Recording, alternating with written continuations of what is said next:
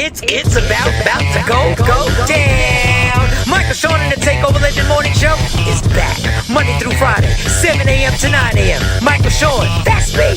Jay Black, Sexy Mo, C-Chum, and celebrity guests that you get nowhere else. That's right, but here on Michael Sean and the Takeover Legends. Go to our YouTube page, Michael Sean and the Takeover Legends, and check the exclusive situation all the way out. Or catch it live. Get your comments on Monday through Friday, 7 a.m. to 9 a.m. Michael Sean and the Takeover Legends are back. Michael Sean and the Takeover Legends, where the truth hurts, but also makes you laugh. Baby, tap in. We the worst records, baby. We about to create a perfectly horrible song. Y'all know I've been in the gym, and now all I wear is tight shirts, tight shirts, tight shirts, tight shirts, tight shirts. Yes, I do. Michael Sean wears tight shirts every day. I wear tight shirts cause I'm working out some. And if I wear the right size, you won't see none of my little cuts in my arms or whatever. Short sleeve tight shirts in any type of weather. People talking trans when they see me in the street. Your shirt's so tight, we can see your heartbeat. Man, clown me if you want, I'm sticking to my guns. And when December comes, it's gonna be fun. You can crack jokes and treat me like a jerk, but one day you'll see my six-pack right through my shirt. And even if I wanted to, I just can't stop. I just might rock an Ezekiel crop top. Whoa. What? Did I take it too far? What? Yes. Whatever. Tight shirts in the morning at work and when I grieve. I even wear tight pajama tops when I sleep. Tight shirts. Tight shirts. Yeah. Tight shirts. Come on. Tight shirts. Come on. Tight shirts. Come on. Tight shirts. Every day. My son wears tight shirts. To the gym or wherever. Tight shirts. Tight shirts. Tight shirts. And now all I wear is tight shirts, tight shirts, tight shirts, tight shirts, tight shirts. Yes, I do. Michael Sean wears tight shirts every day. I wear tight shirts because I'm working out. Yep. We're in here. Good morning, ladies and gentlemen. I got a lot going on at one time, but it's Friday, so you already know what we got to get into.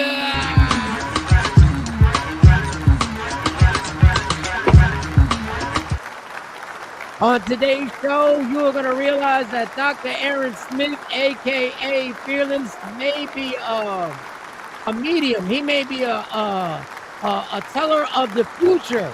This man is got me scared right now.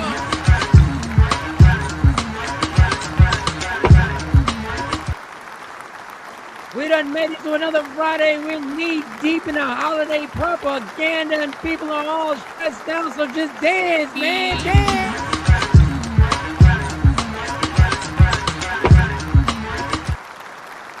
It might get sexy, get sexy. If you see me and you tryna see what's up, he wanna fuck with me, then I'ma have him stuck. Yes, indeed. Jay Black is in the building. Dr. Aaron Smith is in the building. Everybody's in the building all at one time. All at one time.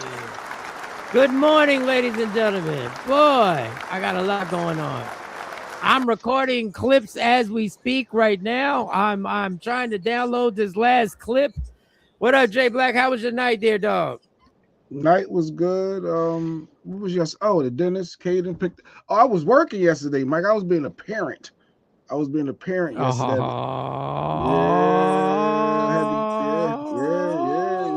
Yeah. Got into it at the dentist. A different dentist this time.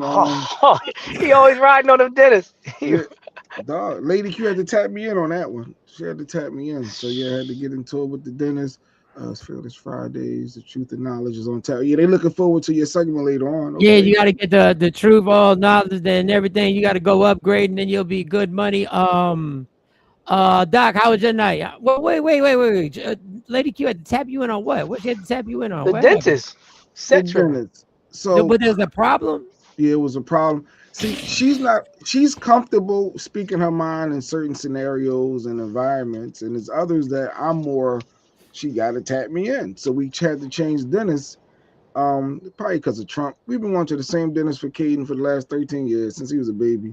but Oh, something happened with damn. the insurance, and now they don't take it. And I don't know. So they had to go to a new spot, and she didn't like how they treated him last time. As far as the commitment to the cleaning that need to get done at least because he squinched and squealed. You know, he on the spectrum, so some things he don't like. Like get out of my mouth with all that.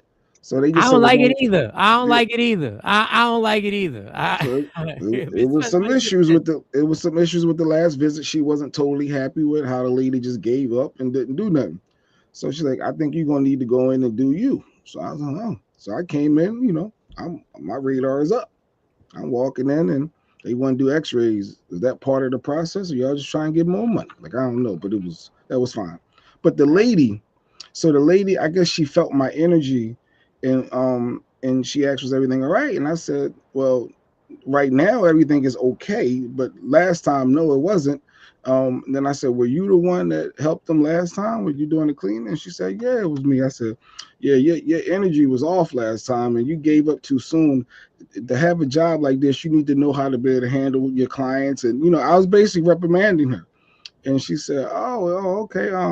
Yeah, if it's like that, would you like someone else? And I said, the mere fact that you said that, I was Oh processing if yes. I was going to switch. But the fact that you said that, absolutely, you are Hmm. no longer permitted to work with my child. I said it just like this. She said, oh, I guess she didn't expect that. I guess she thought I was going to say, oh, no, everything's fine.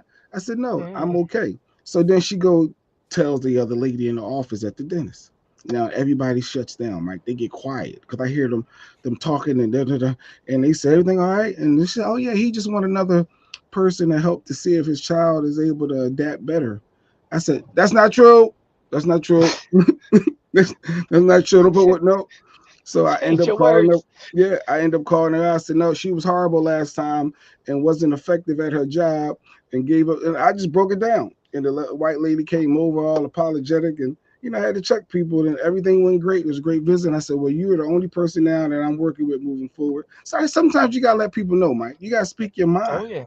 Oh Speak yeah. your mind. And you probably Now, thought I was being difficult. Go ahead, say it. now, do you see? I'm gonna show you what balance is. If you felt some type of way about the treatment that your son received, then you go.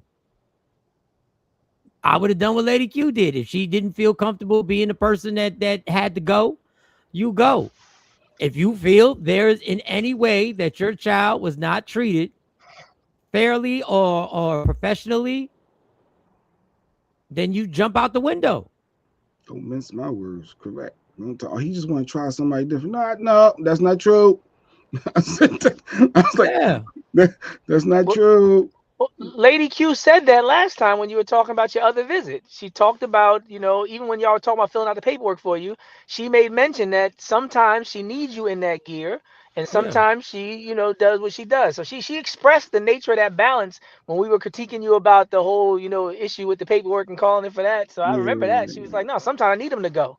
yeah. So this was one of them times. She And needed you she to say go. that. Yeah, she said, "Son, I need to tap you in on this one because they were disrespectful and when she was trying to play it cute but yet calling them out, but she don't know how to call you out. Like I like to call you out to your face. Somebody know who wants to be told you're not effective at your job. Like, oof, like, and I'm that guy to tell you that. Well, Like, yeah, she needs the job. So you can't do with so much calling out when you need the job. That's why the part lady need the job. the lady needs the job. So that's why she's not gonna call you out. She can't directly call you out to your face because those words are gonna be used against her when it Oh goes yeah. She up stuck. the chain. So you got to be careful on trying to call out an employer or I should say a customer, Client, a yeah, client like that yeah. directly to the face. Now, I know the bailout is always, well, would you No, like somebody else to work with you? That's always the bailout. In any situation, nah, that's you the bailout. shouldn't say that in a professional environment like that. No, no, no. That's Your what your goal is to try to make it better and apologize. Oh well, this visit we're going to do better. We're going to try, like you want to try to fix it. You don't go right to, no, oh, like no, you no, because no, you're no, so no. offended. Let me tell you why you're wrong there. Lawsuits, your boss is going to tell you to bail out immediately because if you continue talking, the lawsuit that's going to be paid is going to be the lawsuit of the owner of the place, not Right, the employee making an hourly wage. it's Clark. So as the boss, Wanda. you don't want that person to try and fix nothing. You want them to tap out immediately and say, okay, would you like somebody else to work with you? So the only thing that can be talked into is that she tapped out, and you can say what you said. You can say she didn't try. You can say, but the words, she can't dig the hole any deeper. So they want you to tap out and get out, because you're not going to be the one paying the lawsuit when it comes up. And when the insurance company starts bailing out, and you start, because you can start suing everybody. You can start just launching lawsuits against everybody. And that's the way it goes down. There ain't nothing wrong with that, because that's the way it works. You get a lawsuit, you get a lawsuit, you get a lawsuit. Then what happens is all the people work against each other, and they start saying, no, you're going to pay the lawsuit. And then they got to work that amongst each other on who's going to finally pay the lawsuit. So I understand what you're saying, but as somebody who doesn't want to be in that position, I'm sending you off to somebody else immediately, and then that person sends you off, and whoever's the head manager is going to have to figure this out, because that's above my pay grade. So that's why she's playing it safe, because the more she talks. But she messed up already. Offended. Yeah, the fact that but she messed up once she said, do you want somebody else? She should have took a beat or two and responded, like Mike is saying, according to the realities of her position professionally. She responded the way she did, in part, it seems, based on ego and like a strategy to push your energy back to a certain space, so she didn't feel it's affected and on the defensive. But she should have, like Mike said, she should have let all that go and just been like, I'll be right with you, sir. I'm sorry I didn't have it. She should, but it was too late to fuse now. Like you said, that was one and done. Once she had the question, I was already thinking it. Yeah, I was. Don't touch my child. No, not you. I don't want you touching nobody. I only want you here, but I ain't got that power. So I definitely don't want you touching my child. Now I don't need my jobs as much, because what I'm getting paid, I can get paid anyway. So I probably would have engaged in the conversation. It's different. It's different. I would engage in conversation, but then I lead people to the manager. Now I don't even have time to go back and forth with the energy. If you weren't happy with what I did, I'm gonna lead you to the manager so you can get the proper service. Y'all figure it out. I'm gonna lead you to somebody who can get you the proper service that you believe you deserve and that I lacked in, and I move it on. Because that's a good one. You keep your job and keep them out your face. Yeah, I worked at Spaghetti Warehouse, and I remember when I had that apron on. I took that apron off like 5 times. You know, when you got one of them, like you said, with some jobs you don't care about the same way. When I was at Spaghetti Warehouse, I didn't even like putting the apron on. So anything went wrong, I'd be like, man, I don't. They'd be like, calm down. I took that apron off at least 5 times. Every week I was taking the apron off, man. I'm done with this. You know, they said, no, relax. Like Mike said, I could do this anywhere. I can go right down there, I can go across the street. I've already inquired in jobs. I already got people. I don't need this. I don't need this one. But I'm sure in her situation, all right, ma'am. Just call people out. Remember, people, feel comfortable to speak your true thoughts. And like she said, she flipped it, told the other people, I guess you want to make herself look, he just want to try someone else. No, to see if his son adapts better. No, that's not true. Yeah, that's not true. No, I didn't like you. I didn't like you. We didn't like you. No, she's the problem. She's the problem. But she was thinking about her bills. You know, she was in the back of her mind. She was thinking about Christmas coming. I got a bunch of bills. I already messed up. She had to figure something out. She was trying to scramble. And let's be clear. It's human nature. When you tell the version of you losing the fight, it's going to be different than the person who won the fight. Yeah. You're going to say it was a good fight. It was close. You're going to say, he won on technicalities. If he hadn't choked me, stuff like that. I had him. I had him. No, Kevin Hart said there were 3 of them. There were 3 of them. They jumped. Yeah. You start bringing up the ice. I slipped on the ice. If I would have had my Timbs on, things would have been different. That's human nature. I only saw one of them. I only saw one. I mean, I was there. I only saw one. You're gonna tell your girl she was flirting with me a little bit. Then then the girl's gonna say, no, he gave me his number. Like, there's gonna be a whole. It's gonna be a whole. He followed me on Instagram. That's not true. It's not true. He followed me on Instagram and TikTok. That's not true. He's liked a bunch of my pictures. It's not true. Oh. Not true at all. Not true. Not the evidence. Ms. Parker said, when you make a mistake, you're supposed to say, right, I'm sorry that happened last time, sir. We'll do our best to do better. That's what I thought she was going to go that direction. But when I guess she didn't like me calling her out. So she went the whole. Was she black? She was Arab, Indian, or Hindi, one of them. She was She was like this. I ain't even gonna say it, but she didn't want you talking down to her like that, Jay. You know that. Yeah. Reprimanding her. Culturally, she had no place. Let me tell you something. Culturally, and maybe one day we'll do a show culturally, different cultures. I'm telling you, words mean things, and some people. All right. I'm gonna keep going. Doc, how was your night? Because I got to talk to you. How was your night? The night it was on fire. I realized I'm stepping up was my on paperwork fire. game. Okay, good shit. Because and the lawyers always talk to me about that. The world's about contracts and documentation and all that. And I don't like it, but I'm learning as I grow. We're not litigating my feelings, and it's not about Oh, emotions. This is about Ooh, the he just law, broke about some contracts. bars. Did he just? Yeah, I'm growing. I'm He ate growing. that. He ate some bars over here. Yeah, there's a lot of painful situations, and everybody, like Mike said, Ooh, everybody got their litigating version my of events. feelings.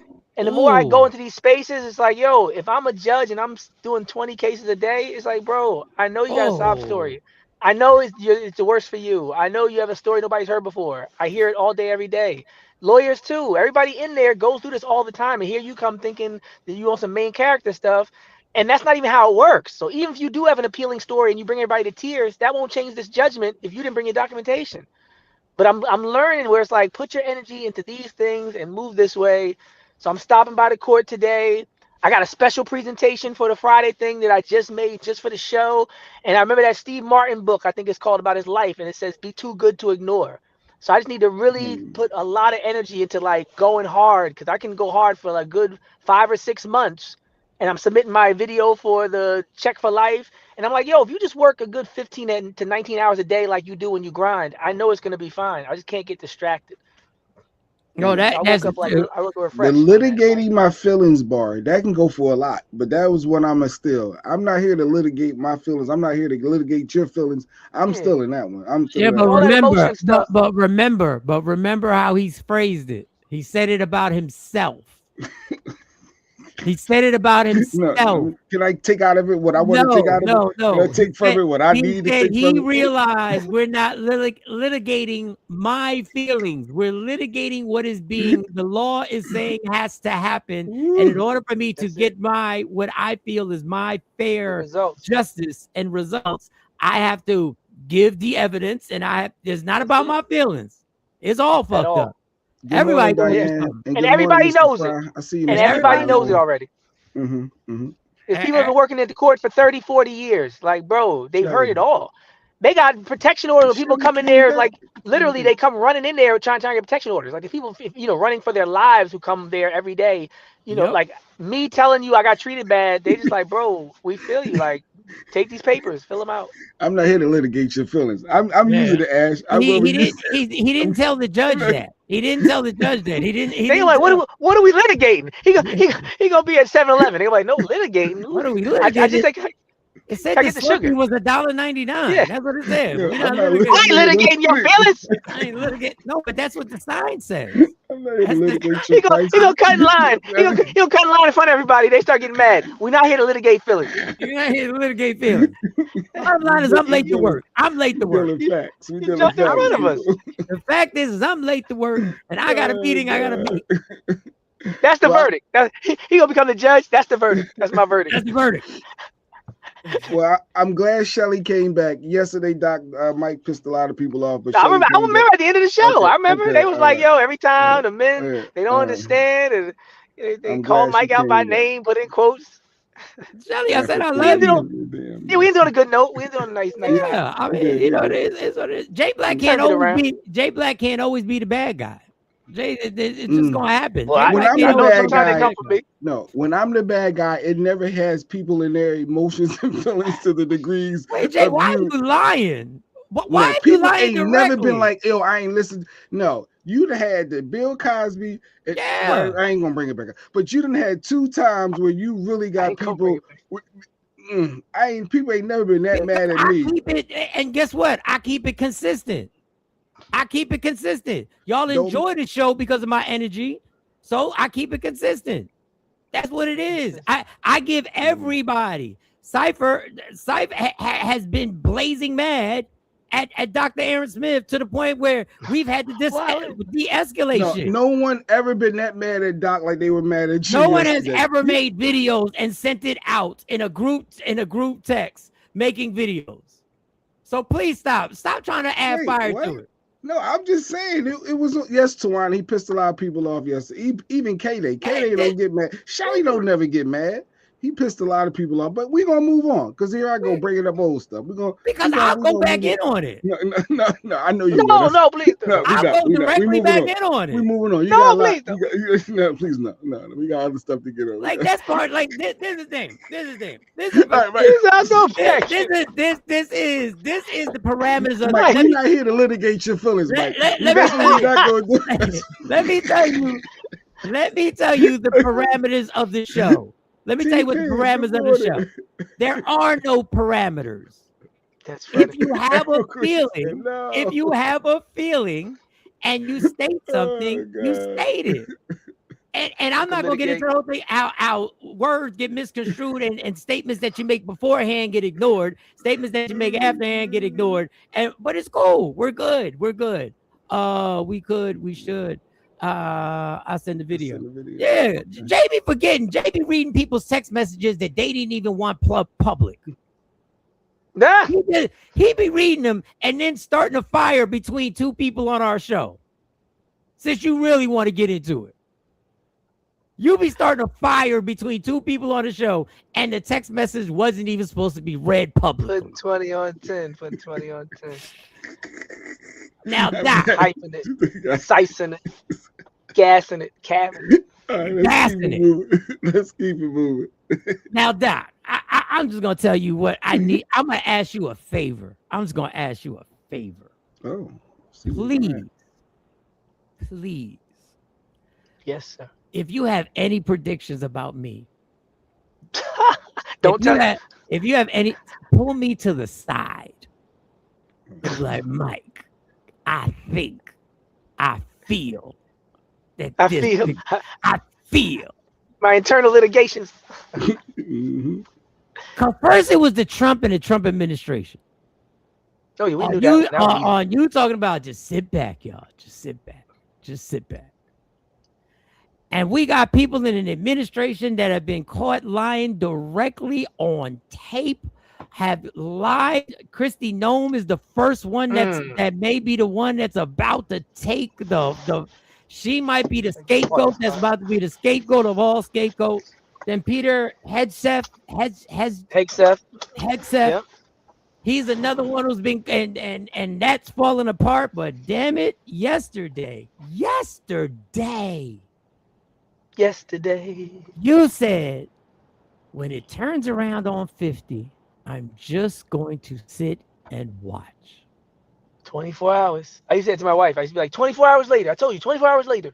I had a few of those. But yeah, what happened? He said, I'm just going to sit and watch. Katie, welcome back. Okay. Oh, I'm gonna take and that was the first time Katie said she wasn't. That was the first time Katie said she was gonna leave, because Katie said she was gonna leave on another show too. See, why you gonna throw it up in somebody's face if they say they gonna do something, don't do it, and then come back? You glad to have Mike them ain't back. giving it up. Mike ain't let me go. No, I just want to remind you, because this is the thing. We're gonna clear it up because Jay does shit like that. And they came back, and but I'm just glad to see y'all. K-Day got super mad at Dr. Aaron Smith and said the same thing. Yeah, She said he was trauma bond. She said trauma. She wasn't mad like no. That's not what she said. She said, I'm about to leave. I'm about to stop watching the show. Anyway. But keep going. 24 hours later. 24 hours, 50 cents. Okay. The Tide and the videos are coming out about judgments that 50 allegedly had sealed by judges. Yes, I did hear that. Domestic violence. I'm saying allegedly. Allegedly. For some reason, it will not let me upload the video of Tasha K. And I uploaded every video before and after. But for some reason, this video is giving me problems to bring on here. About her saying Tasha K allegedly sealed litigation that judges have sealed that 50 paid, and that he owns likenesses that when Tasha K actually even just put something up about the baby mom, he then said she has to pay him allegedly $25,000 every time he even uses that because of how the dynamics of the deal are. Is it her name that he's likeness, her name and likeness and all type of stuff? But even further than that, there are things that are sealed about allegations about Suits, about domestic violence. Wow. Been on Feelings on the show. Yes, thank you. That facts on facts. I'm consistent. Facts. Oh, facts. And then the baby mom's videos have now come out of the allegations that she has against 50 Cent. Doc said this yesterday, y'all. Yeah, it was yesterday. Yesterday. Just gonna wait. The judgment he judged, he shall be judged. That's what they said. Get the beam out your own eye before you start pointing at everybody else. This is the mom, because for some reason, I don't know why, y'all. It could be because I'm not tech savvy. All I know is every video I did before and after uploaded easily. For some reason, even the screen, the video recording won't allow me to do it. But this one I will play. This is 50's baby mom. You hit me. I was pregnant with Marquise. Belly out to here. Well, let me ask you. So Marquise, I'm pregnant with Marquise, so it's been 12 years. Why didn't you want to be with him? Just at this point, he's a famous rapper. Junior is clicking. You know, he's a sex symbol in a sense because he's in great shape. Why wouldn't you want to be with somebody at that point in his career? Because he was abusive. Well, he still is abusive. I'm just not in his presence, but he's abusive. Emotionally, physically, he's abusive. And the last straw for me was he hit me in front of my daughter. And I said, as a mother, if I allowed her to see him hit me and stay with him, what example am I setting for my daughter? And that's when he hit me. I was pregnant with Marquise. So, and there are other videos that are coming. Tasha K got deep into the things that are about to come out. They asked her, what is bubbling? And she said, I'm just gonna let you know right now what's about to come out. So listen, this is all alleged. We don't know the circumstances. We don't know the agenda. But if he hit his baby mom, he's just like Diddy. Then everything y'all say about Diddy's a monster. We can't just say he's just like Diddy, but there are a lot of things. Yeah, Diddy's a 101. One. To beat your baby mom while she pregnant. It still doesn't mean he's just like. Okay, I'm not gonna get into the little things. I'm not gonna. If you don't say somebody's a domestic violence. Yeah, I don't really want. I don't know. That's her truth, right? Yeah. That's her truth. I'm like the lady at the desk at the dentist. I'm gonna let you go to you. Yeah, I'm gonna let you go. That's what Queen said, but people knew this already that 50 beat his chicks. I didn't know he beat his baby mom while she was pregnant in front of their daughter. Wrong, I didn't know. Wrong about what Puff did. Well, I'm an outlier. I didn't know. I did not know this. This is new information. I said this is Kenny earlier this week that there may be something out there about 50. We had a lively debate about this on Tuesday. He said I was speculating. We're all speculating, but now not anymore. No, allegedly. All I'm saying is that when these stories start, Jay likes to call it conspiracy theories, and Tawana, you just used a good word. The speculation is always the first step. The speculation is always the first step to any story unraveling and then turning into somewhat factual, then turning into lawyers, then turning into a trial, then turning into sentencing. Losing endorsements in the meantime. A lot of times, even if you didn't do it, the people that shy away from you and back up off you while you're going through it could cost you tens of millions of dollars. And that is what Tasha K spoke upon when she said the reason for the sealed documents were because of exactly what you just said. Exactly verbatim. It was almost verbatim. It's almost like you watched the video. It's verbatim what she said. Yeah, I don't watch Tasha, but no offense. Yeah. The room was the flowers. No, I don't either. It just happened to be that she was on somebody else's podcast. It's early. Sadly, most popular men in power have a domestic violence story. Most I'm gonna leave that. I told people since high school, I ain't never punched nobody, kicked nobody, choked nobody out. But if you come at me with a knife, we're tussling. It's happened. If you grab me, I'm probably gonna grab you. That's happened. My only issue is when people leave those situations, they'll say something like, Fears put his hands on me, knowing what people think when they say that. So then you got to come in like Jay Black. That's not true. We grabbed each other, but like Mike said, now you're cleaning it up. Now you're in the cycle. Now they think you're like dead presidents with Lorenz Tate. I'll kill you, Juanita, when he grabbed her up. Like it wasn't none of that. But you're wrong already, like the lady at the desk. Once you grab anybody, even they just it's like a cop. If the cop grabs you and you grab him back, you're going to jail. It's the same way with men in these situations. She could put a finger in your face. She could smack you in the face. She could spit in your face. She could hop out the bed with your brother. You go ahead and punch somebody. Only story. Headline's not going to be F his brother spit in his face. Headline is man beats woman. So no, I've grabbed people up just to prevent from going the other places. But no, I know that that's a no-win situation.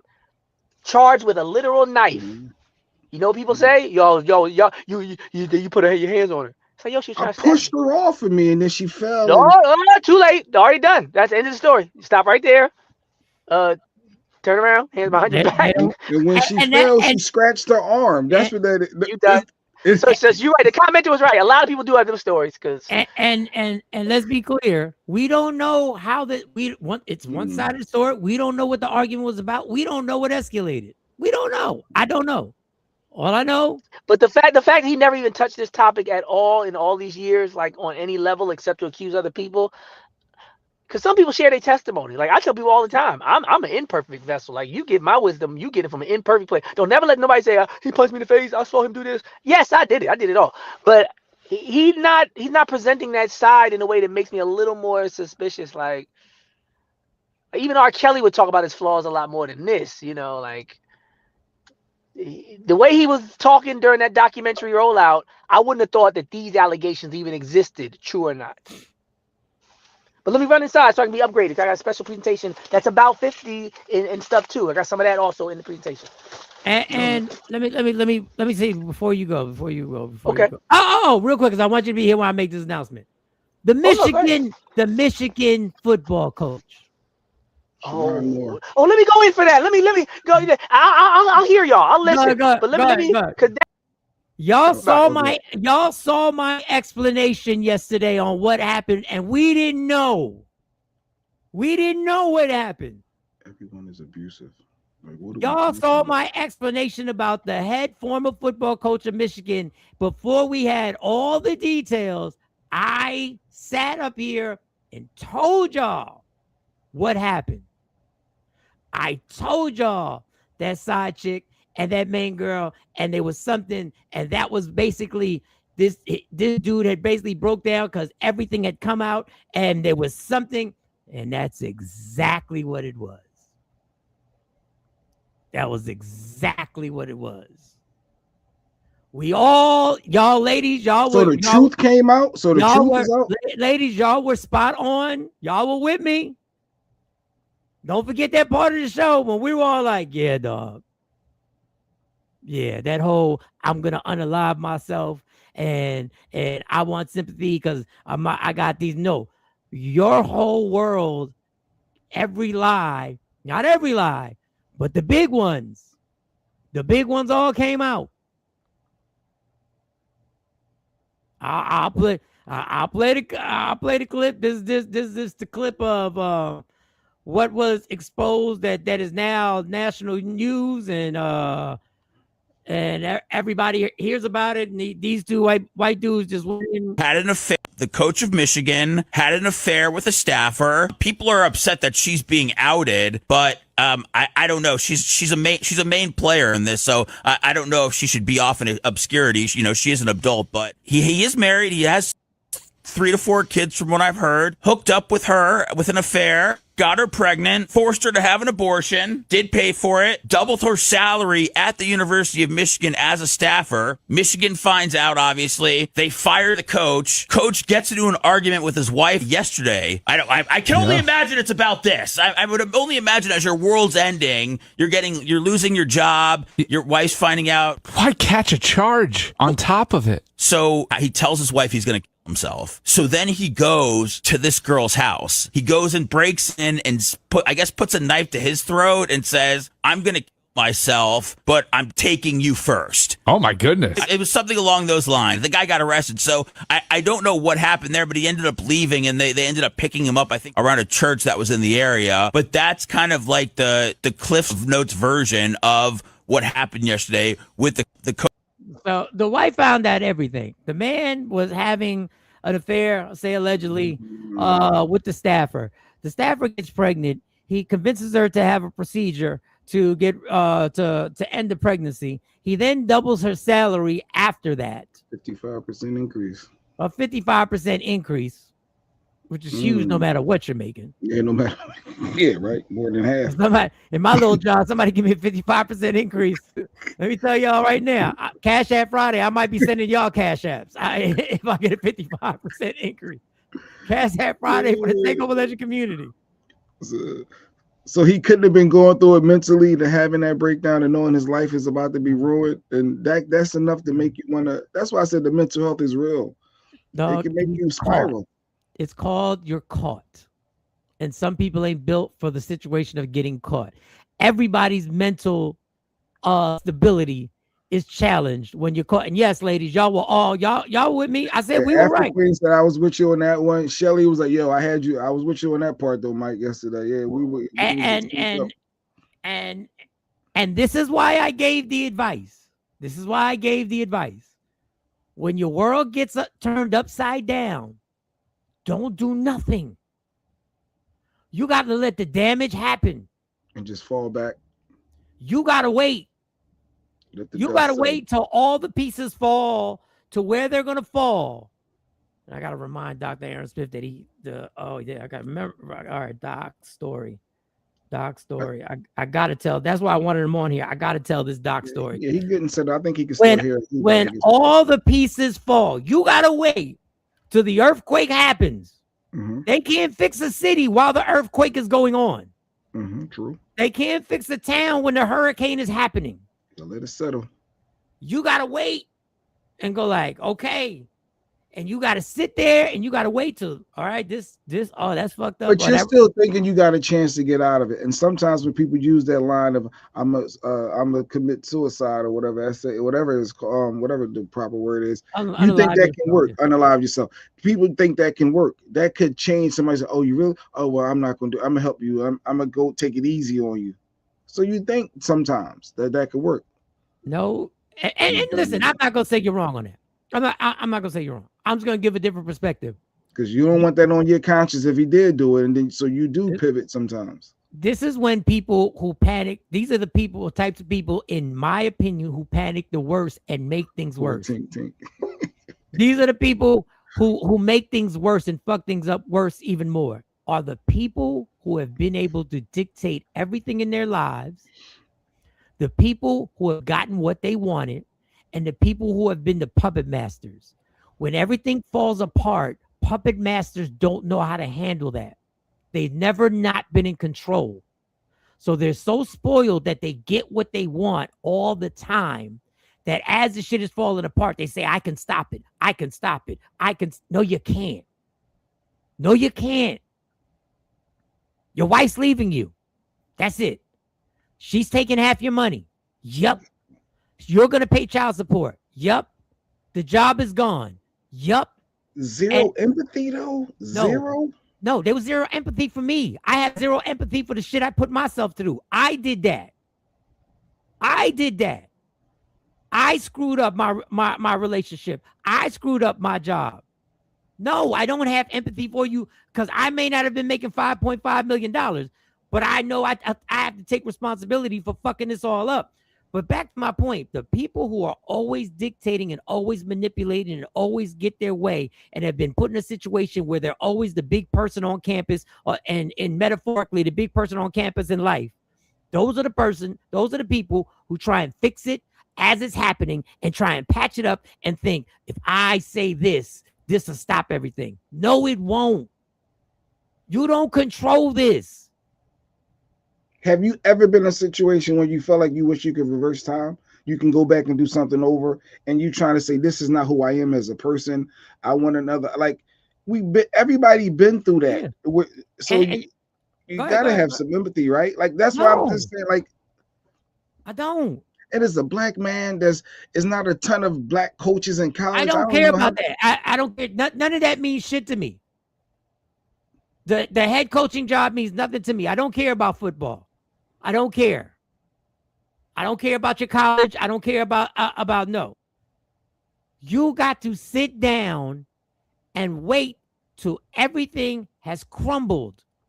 And then and only then will you be able to try and put your life back together again. And it ain't going to be the way you decide you're going to put it back together again.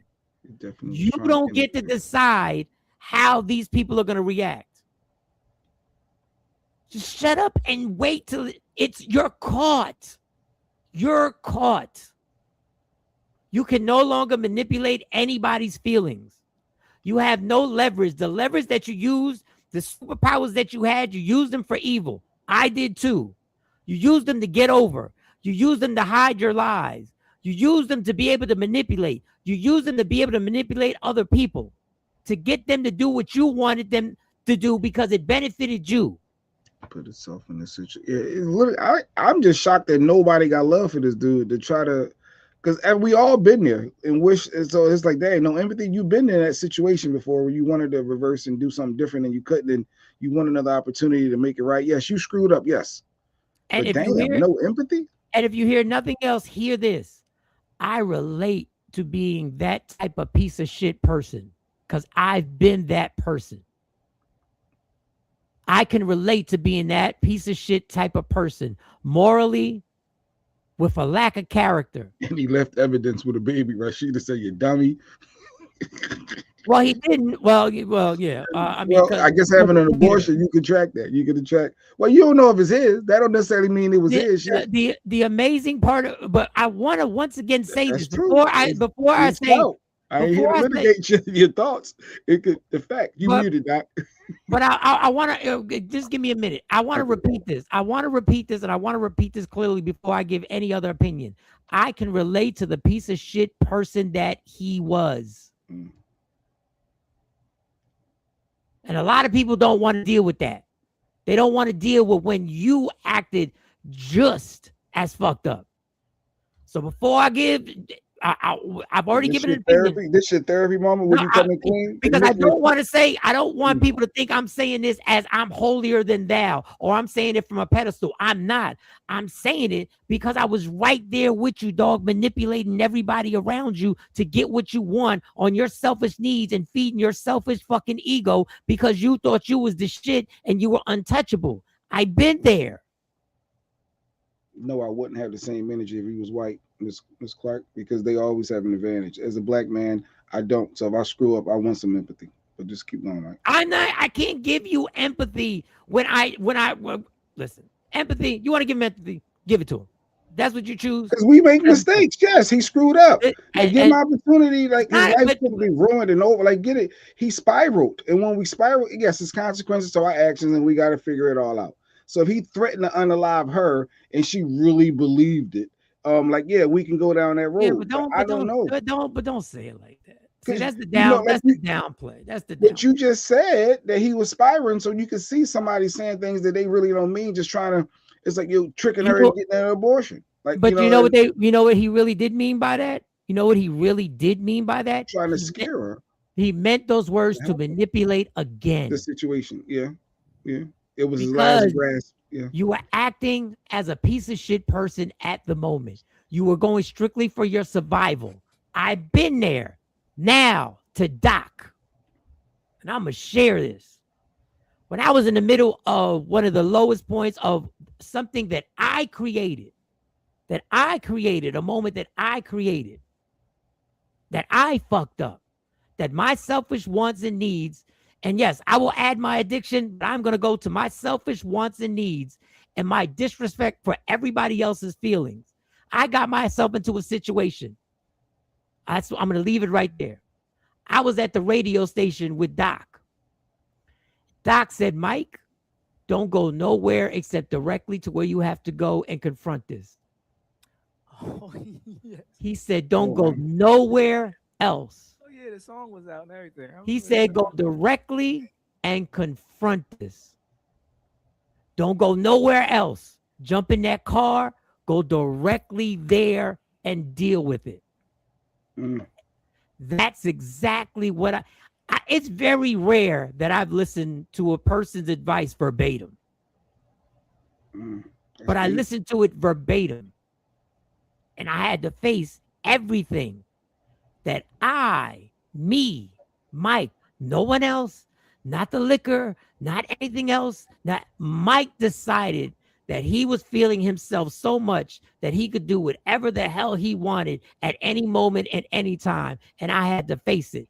That's why I'm telling this Michigan coach and people, when the shit goes down, don't try and fix it while it's going down. Because you're going to have to face all the repercussions of every damn thing. Everything.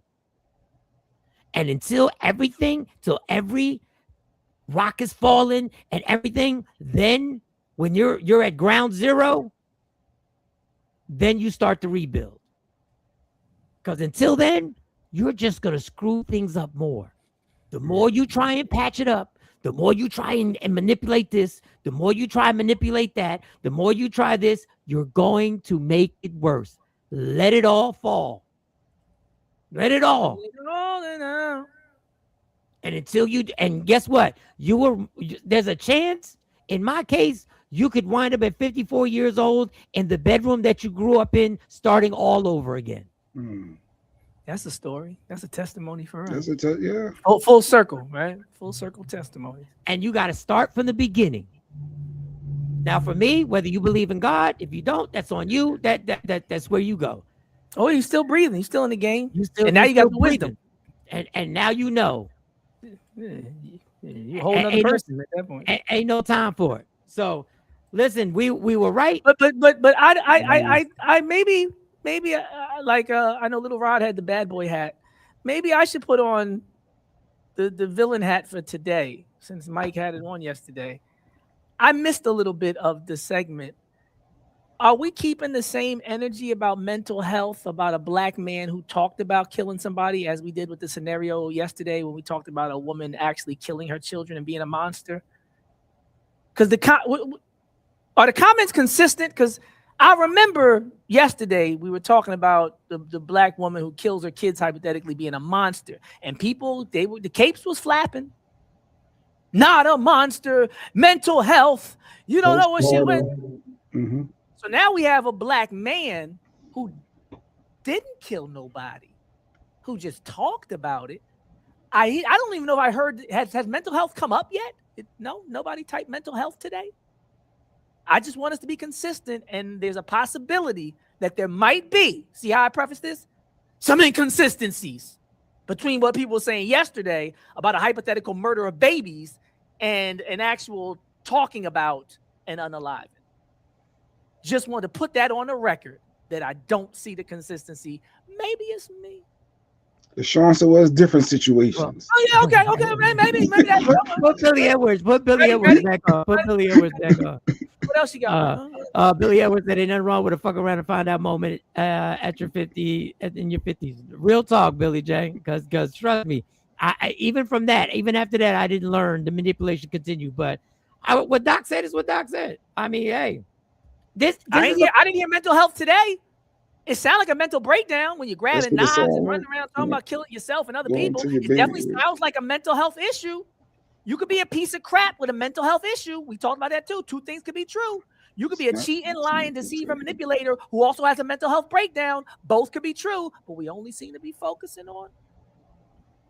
Nobody liked the mirror. I know nobody I don't like it either. I don't like the mirror either. That's why I'm not even gonna hold it up too long. I'm gonna put it right over there. That mirror is away. Y'all don't gotta come for me. They said it's not the same situation. Put Afro Queen's comment. Put Afro Queen's comment. And you're right, because it's not the same energy. Afro Queen said, not consistent apples and oranges. One was used as a manipulation tactic. Now, Afro Queen, I want to say this. I can't go back on my statement about it being a manipulation, just a tactic to manipulate the situation. But I can't, I'm not a doctor. I can't say that he didn't totally have a mental breakdown and mentally lost it. I can't prove that. I agree. Now, once again, listen to my full statement. I said what you said, Afro Queen. that he was trying to manipulate. But I also have to say, I can't. When I had my seizure in here, I had a nervous breakdown in that hospital. Mm-hmm. Oh, you're saying both could be true? Both can be true. But I will say, I will say, I said he was trying to manipulate the situation. But I'm trying to put all the nuance. Yeah, manipulative people have breakdowns. Promiscuous people have breakdowns. Dependent people on medication and alcohol have breakdowns. You can still have a breakdown. Just because you're a piece of crap or an alcoholic or a drug addict doesn't mean, like Mike said, you can still have a breakdown. So he has a manipulative breakdown. Other people go out in the street. Other people go to the bar. It's still an expression of some type of breakdown psychologically or in terms of mental health. Like they express it differently. I put Asha's question because I think that is Ladies, that. don't even try. Don't even try to explain. No, I think Asha made. I think this is an imperative. This is an essential question. So the question is, then when do we hold people accountable for their actions, including ourselves? And let's reinsert that yesterday we were talking about babies being murdered. How dare y'all? You really gonna play with me today? We were talking baby. What's worse than murdering babies? Oh, he don't get it. Nigga, you don't get it. There's nothing worse than murdering babies, but you had nuance with the baby murder. But now we're talking about somebody talking, and now, oh, he don't get it? Next subject, Mike. I'm done. I got nothing. I got nothing else. Y'all could type all way all day. Let me get the link just in case somebody want to pop on. Murdering babies, y'all had nuance and context. If anyone want to click the link, it's in the chat. I don't think you should click it today. Now, just be clear. You said he missed the whole segment, so it's best just to move on to the next. And we are going to move on to the next time. But I will say this: we were talking about murdering babies, and it was context and mental health conversations. And I asked, did mental health come up? And the answer was no. So I was caught up. And now that I'm caught up, my energy shifted. Did we all miss the mental health comments and commentary? Was the energy the same? Really, nigga, Dr. just start Smith? there. Was the energy the same? Really, Doc? Put Miss Yes, Clark. murdering babies is really worse than talking about doing something. Doc, you're murdering reaching. baby. I'm Narcissism is mental health disorder. Wait, so one being second. a narcissist. Wait, where am I at? This one? And that's Wait. This man with the power of his position. And listen, y'all. Listen, we're gonna have this discussion, and then I'm gonna try. Keep it right there. Keep it right there. When he says we didn't think about the nuance when we were talking about the children being murdered. Consistency. That's all. And then Miss Clark says, and I think that's a valid point. Just like I'm pointing out all your valid points. That's why I'm stopping Jay when these comments come up, so I can point out your valid points. This man with the power of his position got what he wanted, and when his world crashed, he had a tantrum. That would be called, you're calling it a tantrum. That's fine. He hurt 2 women and his victims. Yes. That's fine. If I had called what that woman did in postpartum a tantrum, you guys would have went berserk. Yes. So we don't get distracted by that. We see what you're doing there. And your little funky $50. You'll feel a funky $50 back. And I understand. I once again also said I didn't know women have had their children taken from them for going to the doctor and asking about postpartum. Also, with the power, you guys said there was a comment that said her husband wouldn't let her take the drugs. If I said another adult told me not to do something that I knew was going to help me deal with something, I think you guys would have, well, Mike, why don't you just take it anyway? But I'm just putting all this out there so we don't get personal. Yeah. Who's your favorite now? I said, I'll tell you, I'll take the hat. Well, let me ask this then. Let me ask Afro Queen. I agree with Afro Queen. They're not the same situation, but I would ask, which one is worse? The murdered babies or the cheating manipulator? Okay. So what y'all guys plan for this weekend? Katie don't want to acknowledge it. So what y'all got planned this weekend? So this is my thing too. And Mike is great at this. One thing Mike always does, even when he did with the previous segment, he was like, yo, I've been that guy. I'm going to preface it by saying guilty. I was just in the car saying with the DV, nigga, who brings up and inserts themselves in a situation about DV? I did. Nobody was even talking to me. Mike said, I ain't even go there. I said, I'll go there. I grabbed my leg. You're talking to people who are supremely accountable. So the frustration on this show is often when it's like, yo, just like Mike said, if somebody make a good point, they make a good point. You really gonna tell me that you saw nuance and context in a murdering baby scenario, but can't see it here, and nobody in the whole audience could be like, Fearless got a point. Nobody can see. I see where he's coming from. I disagree, but it was different yesterday. Like, I don't like when people just can't give it up on a real level. Like, there's a major difference in the way y'all talking about yesterday and today, despite whatever differences in the scenario. At some point, you'd be like, you got me on that. It don't change my life. It don't make me a bad person. But damn, nigga, I got a point. There's a point to be made, even if you don't agree with it. So to not even acknowledge, I see where he's coming from. I don't agree, but like, come on, give it up sometimes. That's what frustrates me. That's when I shift modes on niggas. Like, yo, you gonna act like there's really no point to be made about. Like, Katie, she said, remember, he's a doctor, y'all. Let him have it. He got it. Like apples and oranges, but they both fruit. They're both fruit. But I will say this. Let me just say this. Inconsistent response. It's an inconsistent response because most people would agree murdering babies is worse than manipulating people. And when nobody dies, murdering, if you look at the sentencing guidelines, murdering is typically considered a worse offense than manipulation. Well, his manipulation did result in murder with the abortion, but that's a different story, different day. If you don't have the same energy for murdering babies, what offense is worse than murdering babies? If you could bring context and nuance and understanding to murdering babies, the only thing different was the gender of the offender. And that's what you don't want to face, that the gender of the offender does have some influence, because I admitted it yesterday, even when it came to race. And Jay said it today when it came to race. He said, yes, I do feel differently. I own it. I see it differently if you change that variable. But y'all not owning that variable when it comes to gender. You cape differently when it comes to gender. You see nuance and you emphasize the importance of context differently when it comes to gender. I'm not saying you don't have a reason to, because just 2 days ago, I was talking about women leaving a building when it's dark outside. Y'all need a girl code. You need to stick together, and you need to see things differently when it comes to gender. I'm not even saying it doesn't make perfect sense because of a misogynistic, dangerous world that you live in. It's unfair. But to not own it and admit that y'all do it, next subject. Afro Queen said, yes, he created a hostile work environment by having an affair with the court. No, he was absolutely wrong. You already heard what I said. We didn't say it was a day off. It was a half day. No, we don't do none of that. And Shelly said, Shelly also said, pizza. I wish I could have played the pizza song, but I deleted it by mistake, so I have to re-up it. So I deleted it. I'm with K-Day, but like we say, and like Jay knows me, the manager. Moving forward, let's attempt to be more realistic and accountable and consistent. They're not the same thing. We can circle back to another. Moving forward. And Afro Queen, I think I agree there. Afro Queen, I agree that they're not the same thing. I just want to say that how we analyze it, I think it becomes a little inconsistent. I think that we analyze it. Thank you, Lady Q. Thank you. I get what you're saying, Phyllis. I just don't give a fuck about the coach. There you go. That's honest. Health or tantrum. That's honest.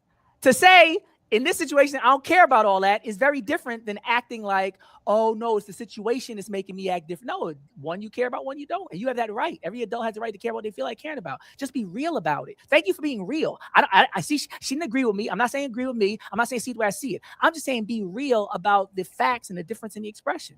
Whether you know why or not, the glaring difference is very obvious.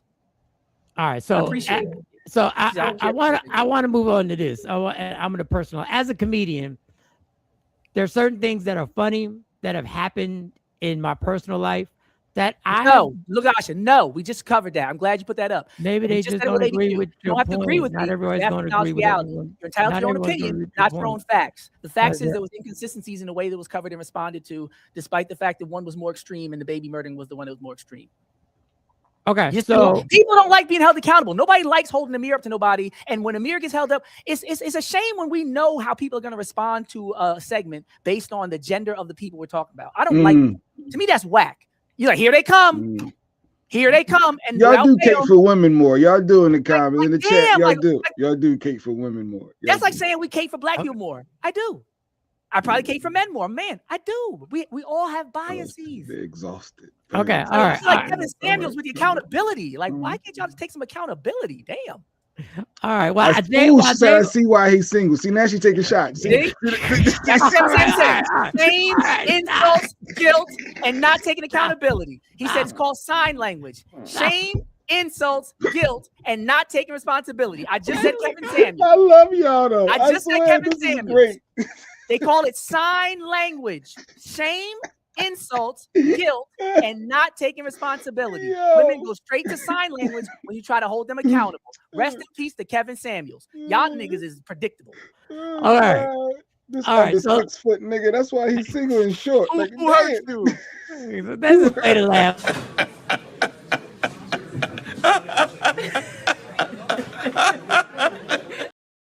All right, let me. The real thing is, a lot of people felt like Lady Q felt. A lot of people felt like he's right, but I don't care. A lot of people felt like Lady Q. Fearless got a point, but I don't care about Fearless' point. Which is fine. Just be honest, stand on it. Yes, be honest. Just be honest and stand on it. You don't care about the point I'm making about consistency. You don't like this nigga. He's a cheating dog that made somebody with a white woman. Yeah, just say that. Just to We say got two. We got two white women. He got exactly. two. And that too. That's a big part of it too. You shouldn't have been messing with the white woman is what they really want to say. What they really want to say is that's what you get for messing with the white woman. Oh, that's funny. Like, let's just be real. Just stand on reality. Miss Clark says, "Let me read these comments, and then I'm going to move on to the next thing. I'm definitely with the woman because I am one, and I understand the emotional struggles we face, and no one understands." Next comment. I'm gonna try and get to some comments, y'all. Let me blow through. All right, here we go. Laughing. Right, LaShawn, fact, Sean. Men have not been properly held accountable since written his story inception. I don't know. Shots being fired. Yeah, she took K-Day. Hey, says all this and never mentions the word mashot. I did. I said it. I said in the world where you're unsafe, and I said the whole thing. Those speech. What part did you miss about leaving the building late and what you go through and it's unfair? What are we doing?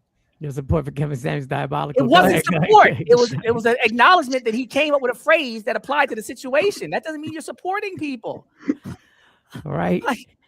Isn't that the pot calling the kettle black? How are you chastising people for capping for women when you just admitted you Kate? Well, he admitted he gave for I'm men. admitting my bias. Yes, I have a bias. I have a bunch of biases that I'm admitting. It's not cousin Ash cussing. She's saying pray for her. She's cussing you out behind the scenes. Stop cussing. Pray for me. Go ahead. And you pregnant, so don't get emotional. Don't get too we need you right. We need you right. We need you right. Yeah. But he has said that before, that women don't have a man because of this and that. I think that was Jay Black. It's the same thing. That too. Yeah. But guess what? You ready? Ready, Asha? We're ready for this? Just a dose. Take a dose. No. Can I say one thing, Mike? Go ahead, you might be right. You might be right. We can actually be guilty of some of the same things we point out in other people. Word to 50 Cent. Both could be true. But when you point out to me, guess what I'm gonna do? You know what? I think I did do that. When the girl had the outfit on that day, Mike. Remember that video when the girl had the outfit in the dirty house? A couple times I judge people too sometimes. You see what I just did there? I'm modeling behavior. Those manager talk today. I'm modeling behavior. I got called to the carpet on something I do, and instead of calling y'all names and being in denial, I'm just gonna own it. Full stop. There we go. I will pray for me too, Ash. If I click the link, I will be extra. The link is there. The link is there. If y'all right. want to click it, everyone, y'all know this is open for. Gender, race don't matter. LaShawn said genders don't matter. Okay. It might not to her. All right. I'm cussing in general. I'm a pirate. It's terrible. Yeah, and we all got that problem. I have to watch my mouth too. I gotta watch. We should take a long time to okay, Queen Boy, move on. Queen Boy, keep it time to move it on. Here we go. Here we go. But it's good. Whether y'all like it or not, it's good stuff. It's good stuff. It's good. Whether y'all like it or not. Like I took hell yesterday. Yesterday for the segment. I put it on today. But let's understand. I took hell for the state for what went on, and them numbers was higher than they've been in 2 weeks. That's all I'm gonna say. That's all I'm gonna say. Don't put me in nothing. I said it before I brought it up. I know what the third rail is. I know that I know how the demographics of most of the viewers. I've had previous experience on the show. The third rail is accountability, because a lot of people like podcasting to be a completely spectator sport. They like to look at the people on the podcast, judge them, listen to them, talk about the people and topics they talk about. Most people do not want the camera turned back to them, especially not a microscope or a mirror. I understand that. So I understand in a lot of ways, I broke that third, fourth wall, whatever they call it, by saying, hey, look what y'all are doing. I'm supposed to talk about everybody else, the coach, Trump, us. I get it. I know what I was doing when I did it. So I knew what I was getting into. I mean, and I don't even talk about the. We're not slaves to the numbers, y'all. But the numbers were high yesterday. We're not slaves to the numbers. They shady. They all but- shady. All right. Yeah, Okay, so this is the rule I have in comedy when it comes to people who are close to me. I will tell you personal stories about me.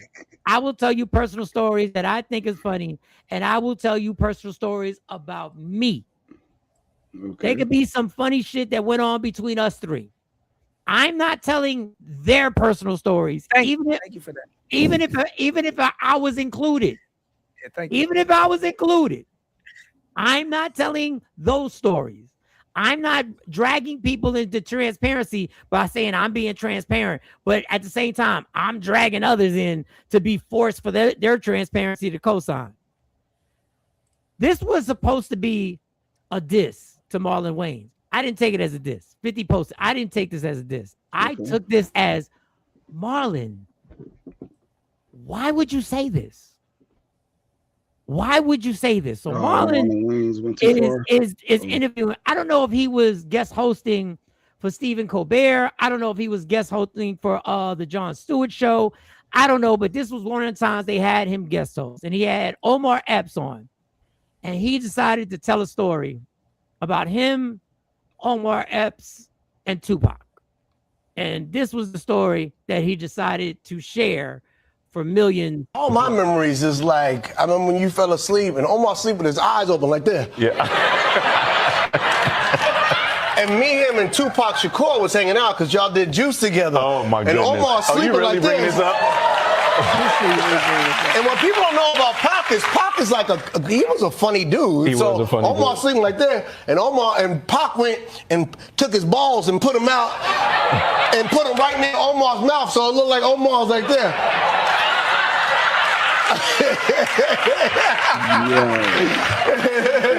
I remember one time. Why did you just do that? I don't know. Because you're talking about all these sad memories. My love passing, and I remember the baby's born, and the umbilical cord and the shape of it. Oh, nigga, where's the jokes? Come on now. We had some good times. I was mad at Pac for that though. I was super mad. Like, yo, son, you really gonna do that? Yeah, but you always get mad. You ain't gotta. You gotta work. Whew. So Pac was gay? Like, what are we doing? Oh, Jay ready. Jay was ready. Jay ain't need to comment. What straight man plays like that? When Michael sleep, I ain't never thought, let me, what? Paul? I'm gonna keep my theme of the day going. I'm gonna lean back. Take this how you want it. We people in my clique, the people close to me, don't play those games. They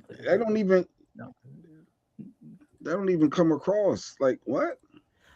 I think I would be so fucking shocked that somebody in my clique would do some dumb shit.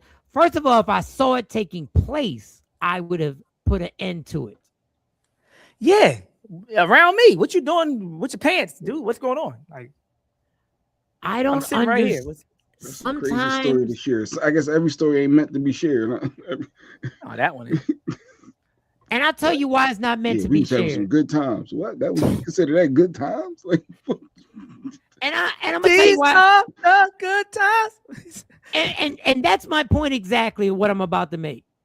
Because when you tell a story on so many levels, there's so many views that this story, angles are gonna take. Jay Black just said the first angle. So what you saying? Tupac is gay? The other thing. So that's how y'all play? That's how comfortable shit is? Why? I'm uncomfortable now. I understand this. I've never been in those lights, those particular lights. But I know when the light is shining brightest and you're a comedian and the beginning part, they laugh at the story and they laugh at the part where you say he was sleeping like this, that a comedic gene pops up, no pause, and you start running with this story. I'm sorry, y'all. After the first laugh of sleeping like this, I leave the story right there and I make some shit up. Because you know where it's going. Well, this all alleged, because if he sleep, he don't really know, right? Omar Marlon Wayans Epps wasn't asleep. but Omar Epps is co-signing, and you could tell the uncomfortable laughter that Omar Epps Why would had you to bring make this sure up? he said. Omar Epps had to make sure he said, I was really mad at Pop. Yes, that's all he could do at that point. Say I didn't like it. I was asleep. I wasn't. No, with but it. they would all know how he felt. He would have never brought that story up. If Omar really flexed on them, that story would have never came up. Because you know I got a problem with it. You're not going to share it. He never came across like he had a problem with it. And now they got to make Marlon look bad because he coming at 50. So they're going to keep finding old clips of and 50 stuff posted that. Huh? That's what he said? 50 posted that. I got Yeah, that of on course. 50s. Yeah, of course. So this is all part of the whole, Marlon talks a lot about his siblings. You don't tell nothing to listen. He stays in the house. All them wild stories that don't make you look better at all. Yeah. Pac G's gorgeous eyelashes and nose ring. Queen Boy, how do we get to that? Like, how do we get to that? Yeah, I guess he had what? He had a gorgeous eyelashes. I never What even are noticed. we doing? What are we doing, Queen Boy? I told you I'm a Tupac fan, and I want to be consistent today. So I knew when the clip was playing that I was gonna fall back. He's like, because you like, I ain't even going to engage. I got my bias and all that. And instead of getting in y'all way of reality and facts and what y'all see with y'all own eyes, I'm just gonna lean back and be like, I'm a Pac fan. And listen, this is unfair, but I'm gonna do it. Let's take Pac out of this for a second, which is unfair. Which is unfair. I hear you, though. Thank you. I've seen certain crews of dudes that think certain things are funny, that I remove myself from them cliques without saying nothing. I said, oh, this ain't for me. Oh, that's somebody said it was white frat behavior. You saw that, right? Somebody that's what I thought. That's a YT thing. That's what they do. That's not what us play like that. That. Urban hip hop black people folk, get hurt and could get killed. Like seriously, I've seen situations where people just take things too far and then it be. And Jay, I'm not. YTs, they want to pull your pants down and try, like we don't do that. That's the YT. Like and pull your shorts down. What? Wish a nigga would. What are you doing? And this is this is why. And see, this is my clique. This is the clique. This is why my clique is like this. But I would expect to get punched in the face. If I wanted to, anybody was like, ha ha, boom. Like I expect it. I'd probably cover up as soon as I did that. I'd be like, I know we rumbling there. You're not gonna laugh. But I'm gonna tell you, there was so much shit that I used to see back when I was really really running, where I'd be like, first of all, why y'all touching each other like that? Why y'all talking to each other like that? Why is your mouth like this? Why are you comfortable like that? Shit you on. And I used to see it all. I used to see it all the time. Wait. What's going on? Wait. Yeah, like what's going on? Like back up off me. Like what are we doing? What y'all on? Like there was a lot. Yeah, I wouldn't want to hang with Omar and Marlon and Pac back in the day. Yeah, I don't consider that a good time. No, I don't want to go to that party. I gotta say, I can say that. See, I'm gonna take it further. I'm not gonna admit my bias. I'm gonna be real. I would have passed on that. Take a picture. Take a picture. Yo, watch this. Take a picture. Nah, What? My mom just called me. I got to go home. Something just came up. Yeah, gotta go. I leave the party. Street lights coming on. I gotta go. This is why I always said the NFL locker room was the gayest place I'd ever been in. And the reporters be rushing in there. I've been be like, let me talk to you right now. That was one of the most awkward experiences I've ever had. I don't even, matter of fact, let me not even. Yeah, don't Marlon out. Yeah, don't Marlon out. And listen, y'all never can tell too much. And y'all can call me homophobic. Y'all can call me insecure in my masculinity. I was there once, and I was never ever back. First of all, them dudes is way too physically big, and I was like, I'm just talking about them dudes. It's a certain point where somebody who's 270. I'm not saying this was gonna happen. I'm saying this is what I always think in my mind. In my mind, I say, if that 270-pound man would have grabbed me, there's nothing I can do. Get off me. Let me go. That's it. Put me down. I can try and bite your face. I can try. Dog, I'm a victim. I'm a victim at that point. Nothing I can do. So if there's nothing I can do, it's time for me never to revisit this place of entertainment or activity ever again. it just killed. Come here, Mike. Dog, yeah, that little cookie. I was told from somebody who spent some time on Rikers Island, you can always bite. Bite. That's the last when I was resort. little, they said that never forget, you can always bite. So if all else fails and things are really going wrong and left for you, keep your manhood, keep your integrity. Even if you got to pretend you're about to go along with something, you can always bite and you get out of that situation. Now, if they knock you unconscious, it's different. As long as you're conscious, you can bite. All right, then.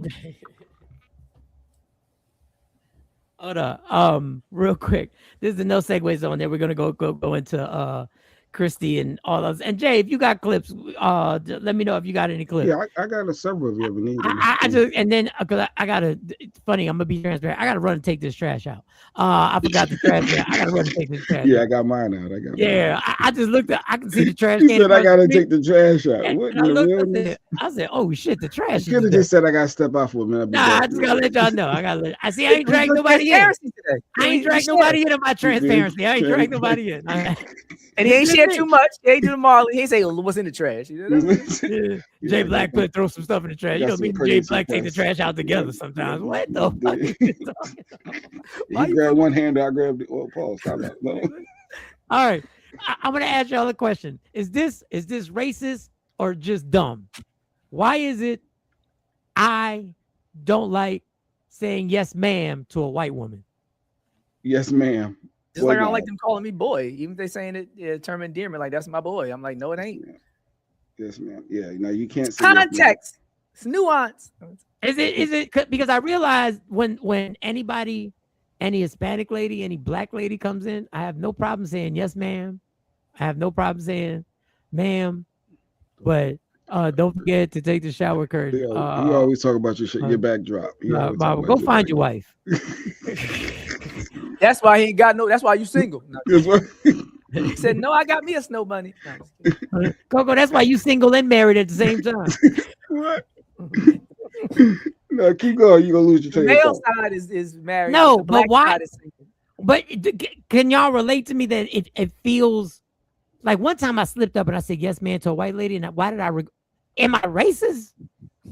Or do y'all feel? Do y'all feel like you back in the 1600s or something? It is right. It's not just me. It feels like Did you put your hat on your chest. Yes, man. No, it's just LOF because it feels like you're talking to massa.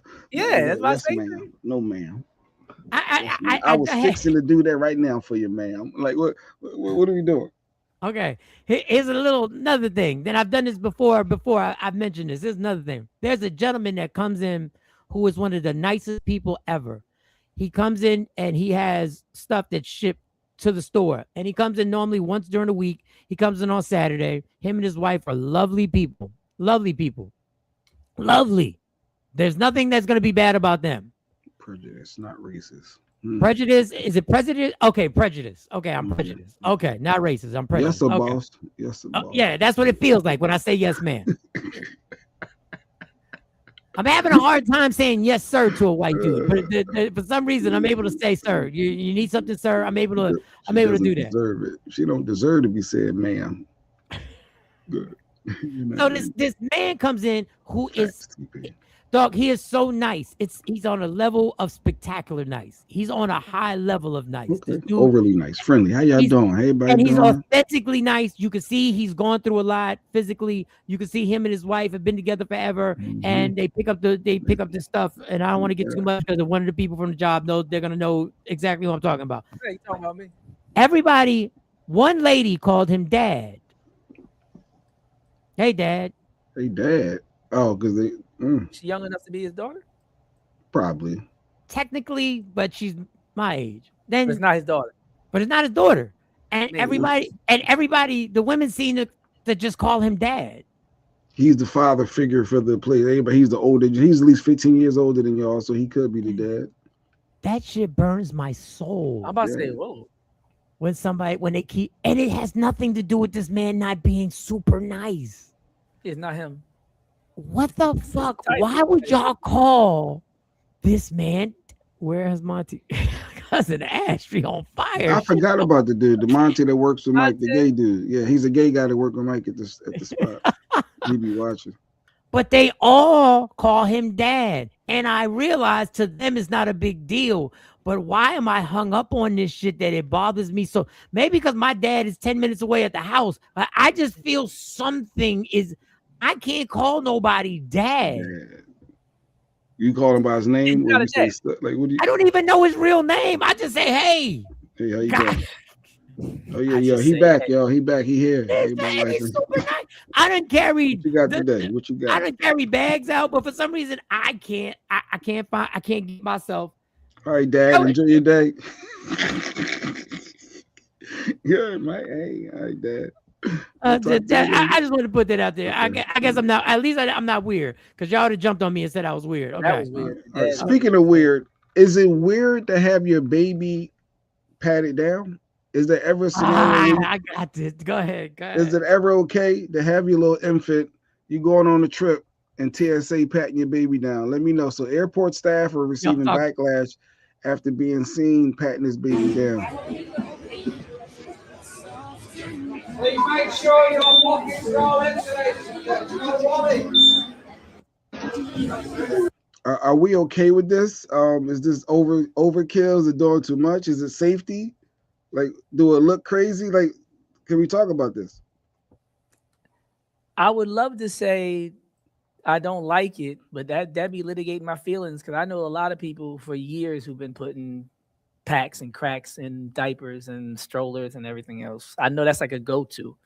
They'll never look here. Like that's a real thing, you know. And a lot of people probably know that. They've heard stories like that in the hood where the baby inadvertently takes some crack or something to school because they stashed it in the baby's backpack and stuff like that happens a lot. Like if there's a stroller in a car seat, yeah, I've seen it. Yeah. Why the mom's smiling though? And any mom or dad that would use their baby like that, they ain't got no rules or scruples. They would do that. So yeah, they'd be like, they're not gonna check the baby, so we're gonna put the whatever it is on the contraband with the baby and get it through. Yeah, see, I seen that baby needs to get patted down. Wow, LaShawn agrees. She said, you gotta think like them. If you're gonna be a good cop or detective, you gotta think like a criminal. If you're gonna catch them, you gotta think like them. Would they care about where they put it? Would they be worried about getting it through? They just trying to get it through, bro. Like, oh, they're not like, oh, it's a child in developmental stages. They ain't nobody thinking that. They thinking we gotta get this money.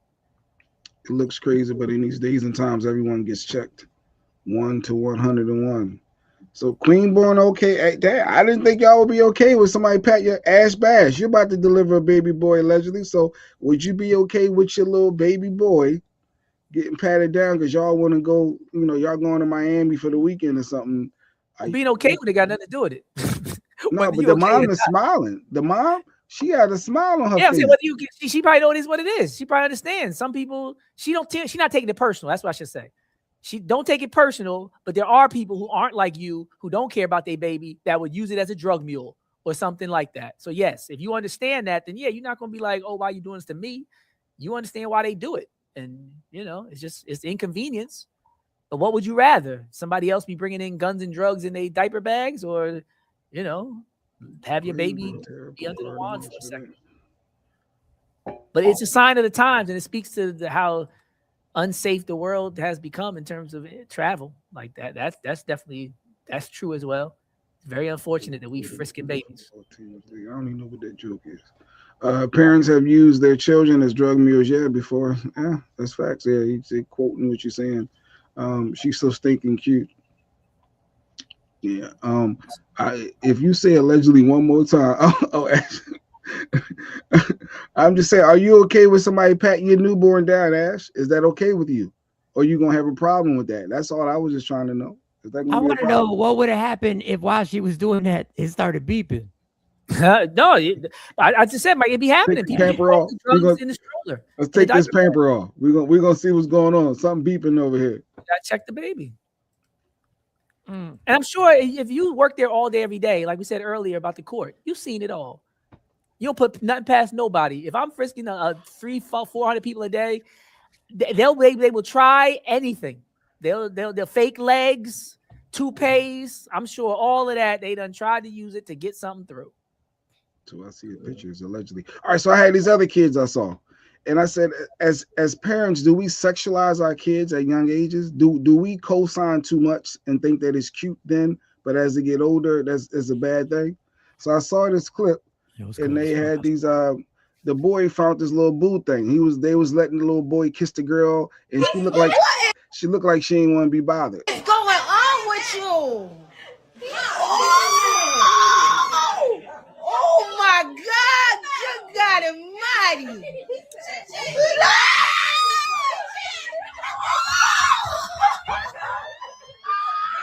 Is we doing too much as parents? Is that cute? Talk about it, Mike. Ain't shit cute about that. Do that shit to my daughter. Look at Mike. Mike went straight to dad. Do that shit to go have your little as son. long as he's not groping her. Go Ash have it was your cute. little. Go have your son do that and see if Ash says she loves it. See if me and the parent ain't gonna have a problem when I grab and I say, "Get your boy." Ash says she loves it though, Mike. So now what? What is going on with you? Kiss on the cheek. Everybody think that's so cute. That girl don't want to be bothered. Oh my God! Good God Almighty! Like, give me some more. Let me get these lips. Let me touch her face. Let me kiss. At least they blocked it. Look at he's still celebrating. He's still celebrating. What is going on? Well, let me practice. Let me keep the party going with the consistency and practice what I preach. If that was my son, I say, look at my little son. If that was my daughter, I'm sounding just like Mike. Somebody better get this little before I catch a case with a kid. Biased, maybe even hypocritical, but I'm owning it. If that's my son, I'm gonna say that's cute. If that's my daughter, I'm like, what the hell? Whose kid is this? Groping on my child? Get the hell out of here. My bad. Let me tell you something. I'll keep it consistent. If that was my son, I'll keep it consistent like this. If that was my son, I would have gripped him up and say, hey, no, that's not. I wouldn't have got mad at it. I said, no. That's not right. I would have acted different. There still been a difference. I'd have broke it up, but no, I wouldn't have. See, I'm gonna have my energy would be different. My energy would have. I can tell you, my energy would have been different because I was that little boy. I was that little boy that everybody gave me the round of applause because they claimed I was he's gonna be killing him when he's older. Oh, he's gonna be killing him when he's older. All funny games. No, that's not what we doing. And a lot of y'all parents be using your kids as entertainment, and it's fucking a laughing matter, and y'all don't understand what y'all setting up. The dancing too, right? The boots on the ground. The boots on the ground. You shaking it. Look at Meek. She over there getting it. Hey, she twerking. Go Meek. Y'all all got mad at me when I was like, "This is ridiculous. Grown men are going to visit, going around to take pictures with the boots on the ground, little girl." Is because you getting a check? No, you said it. That wasn't the move. Inappropriate. Yeah, completely inappropriate. No care for her. Clear uncomfortability. No care for why do you allow little kids to be in positions like that? There was a boy in daughter's daycare that would always come up and try to kiss her, and I said something to his mom. Yeah, I'm saying something. Yo, get your kid. Thanks for being reasonable, Mike. Wow. And I'm telling my son, get off of her. The kiss on the cheek I would have thought was cute. Thank you for being honest, LaShawn. Them trying to kiss on the lips is too far though. This dude is grabbing her. He grabbed her face. Where did he see that? He did grab grabbed her face. So let me get them. Like Doc at the club. He said, I don't include other people in my stories. What happened to that, Mike? You said that story. You shared that story. Doc used to kiss them all in the club. The timing was impeccable. The comedic timing was impeccable. Oh, like parents be using their kids for entertainment, dude. At least I'm glad you shared that story, Mike. Because I've been out here for years, sucker for loving these hoes, and I always get looked at like the misogynist dude. Meanwhile, I'm the one who got his whole life savings taken because I'm trusting women and loving all these women and trying to honor them even when they're not honoring themselves for decades. And here I am on the podcast and looking at me like a little Kevin Samuels. I'm like, nigga, I'm just the furthest from the truth. So I thank you for sharing, Mike. Thank you. I'm not that dude that be forcing chicks to have abortions and threatening to kill people and all that. I'm the dude that's like, nah, we can have a joint account. Meanwhile, it's emptied out. Like Doc in the club. Yeah. You did. Yeah, I'm that guy. I'm trying to have prom dates and build relationships in the VIP. You know, the hell was I thinking? Oh God. I should be like this with the cups. I'm gonna do this with the face. I'm cupping the faces instead. Yeah, where he see that technique? Where he see the technique when you grab the face? Because I've done that technique. I'm a grown ass man. What are we doing? Took me years to get that. Took me years to perfect that. Took me years. Look. You said the grabbing of the cheeks. Watch. Look at that. First of all, it should have ended right there. No. You ain't got to be loud. Look. Like that part right there. Yeah, what are we doing? He started pulling his hands off my face. Like, get off my face. But that's she what I don't want to mean. be bothered at all. That's when I'm like, she is confused. But the sexuality that you're allowing, and I know y'all, he overreacting. Those are the stepping stones. This is not what we're doing. This is when you're not. Now that thought is in the. Y'all laughed and giggled. Y'all reinforced it. Yeah. There was a little immaturity in the energy that it was a little concerning, but that's just me. I'm not, I can't tell other people how to parent. But for me personally, I was uncomfortable with just how funny it was. Cute was one thing, but when it became like a whole, I was like, we gotta regulate this. This is our time to step in as parents. Yeah, I'm not telling you. I'm not telling you you got to go overreact. I'm telling you when it started, you go, no, that's not cool. Let's relax. You ain't got to raise your tone. You ain't got to deepen your voice. You just got to go, no, that's not good. That's not good. Just like if he was about to touch the stove or put his finger in the socket, you go, whoa, that's not good. So he was like, oh, I'm going back for more. And they clapping. I'm taking it to the next level. I'm gonna Marlon Wayne's it. I'm gonna tell the whole story. I'm gonna tell the whole story. The women are more no, absolutely. Absolutely. It's like when the little girl starts talking grown, and everybody's like, "Go ahead, girl," and starts with, "No, come here." It's mimicking what he's saying. But speaking of cute as well, some people think little boys getting their nails done is cute. Oh no, Jay. I saw this nail stylist. She refused to do a little boy nails, and I guess she got some backlash. Boy, getting acrylics will never be okay. In my chair. Sad to say that I just had to turn away a client because she wanted to get her 9-year-old son's nails done. And I know and I understand that in today's times, people are who they are, but a 9-year-old boy getting acrylics will never be okay in my chair. I'm so sorry. I had to have words. We went back and forth, but at the end of the day, respect is respect, and we respected each other, and she respected my space. But I'm coming on here to tell you guys this. I will no longer be doing kids' nails under the age of 16 unless you are accompanied by an adult. But is she wrong? All right, stop it there with the 9-year-old. She told the mom, no, not up in my space. And people saying, well, as a parent, you got that right. You're supposed to do your job. Go someplace that'll do it then. I don't know. Y'all going to get all into the laws and it's going to be, the first thing they're going to say, well, what if somebody is having a same-sex marriage and you don't want to bake the cake for their wedding and they're adults. That's what y'all want to do. I'm not doing, I don't think a 9-year-old kid should have a boy should have acrylic nails. Y'all want to take it and say I'm a caveman and go ahead. No. Thank you, sis. Thank you. Well, he knows what he likes at 9, right? Because at 9, if he's liking and wanting it on and show, I don't even remember what I liked at 9. At 4th grade, yeah, it's 4th grade at 9. And then she went on to say, you do know if he goes to school with these on and there's a problem, he can't just take these off. She went on to say that. I don't know. He went back. She said if he goes to school and starts getting bullied, he can't just take these off. If I do the acrylic nails, I don't know nothing about it. This is what the lady said further on in that interview or that post that she put up. Yep. She should not be doing kids anyway. You can't say that. If a parent is okay with it, they get tattoos, right? If a parent is okay with it. No, that's an age requirement. But I'm just saying for nails, I don't know. If a mom wants it, she okay with it. It's like, hey, you want to take your kid to a movie that's what is it, PG-13 and whatever it is, how that works. Hey, then what? She followed the rules. Her opinion, her shot. Wait a minute, her shopping somewhere else. I thought she's about to go a different direction. No one tattoos. Let me see. Get him a press on. See, Miss Clark is Mike don't even want your son having nails at 9, let alone press ons. Oh yeah, we talking about the nails or her right to reject and refuse? Yeah, we're talking about the based right on for her to reject it. That's what I thought we were talking about. Yeah, I always want to delineate what we're talking about because. Oh, what you about to say? Because morally, she shouldn't even have a son with nails. That was you about to say? No, Doc? I'm saying your nails and your child could be your business, but my business is also my business. So if this is my, like she said, in this chair, she didn't say in this world, she didn't say in this neighborhood, she said in this chair.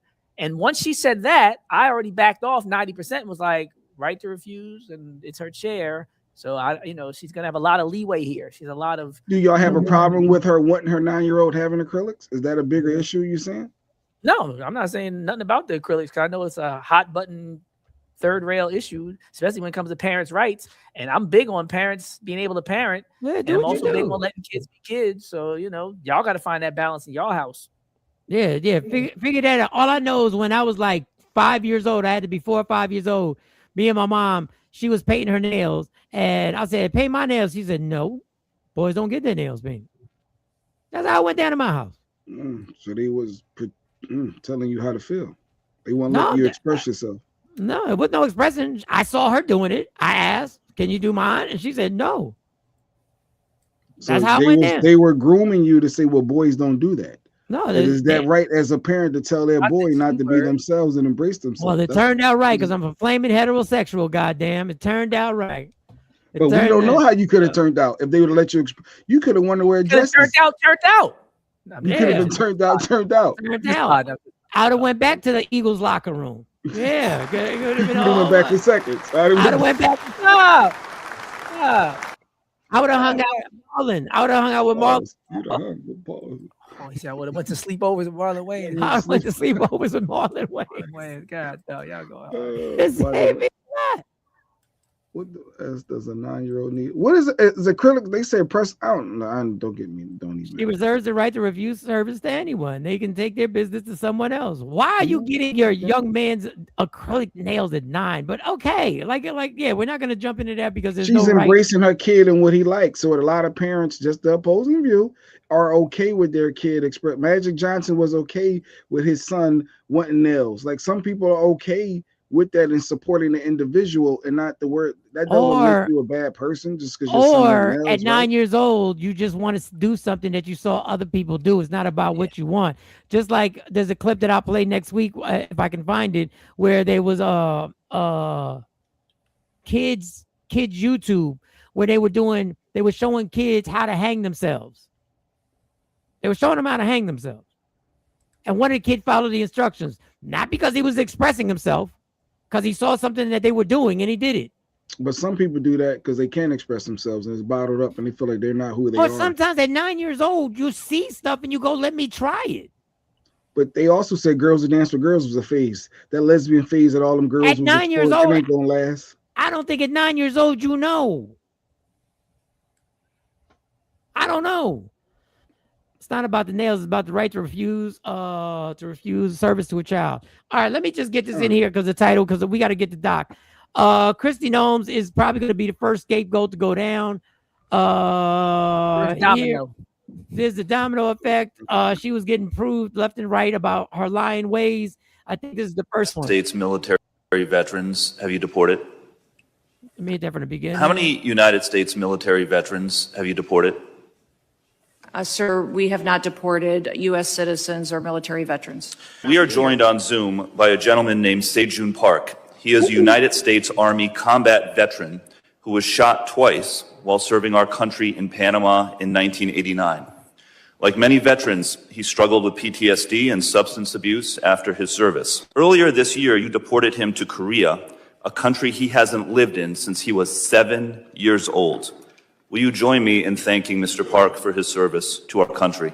Sir, I'm grateful for every single person that has served our country and follows our law. Will you commit to at least looking at Mr. Park's case to see if you can help him find a pathway back to this country that he sacrificed so much for? I will absolutely look at his case. How many United States military?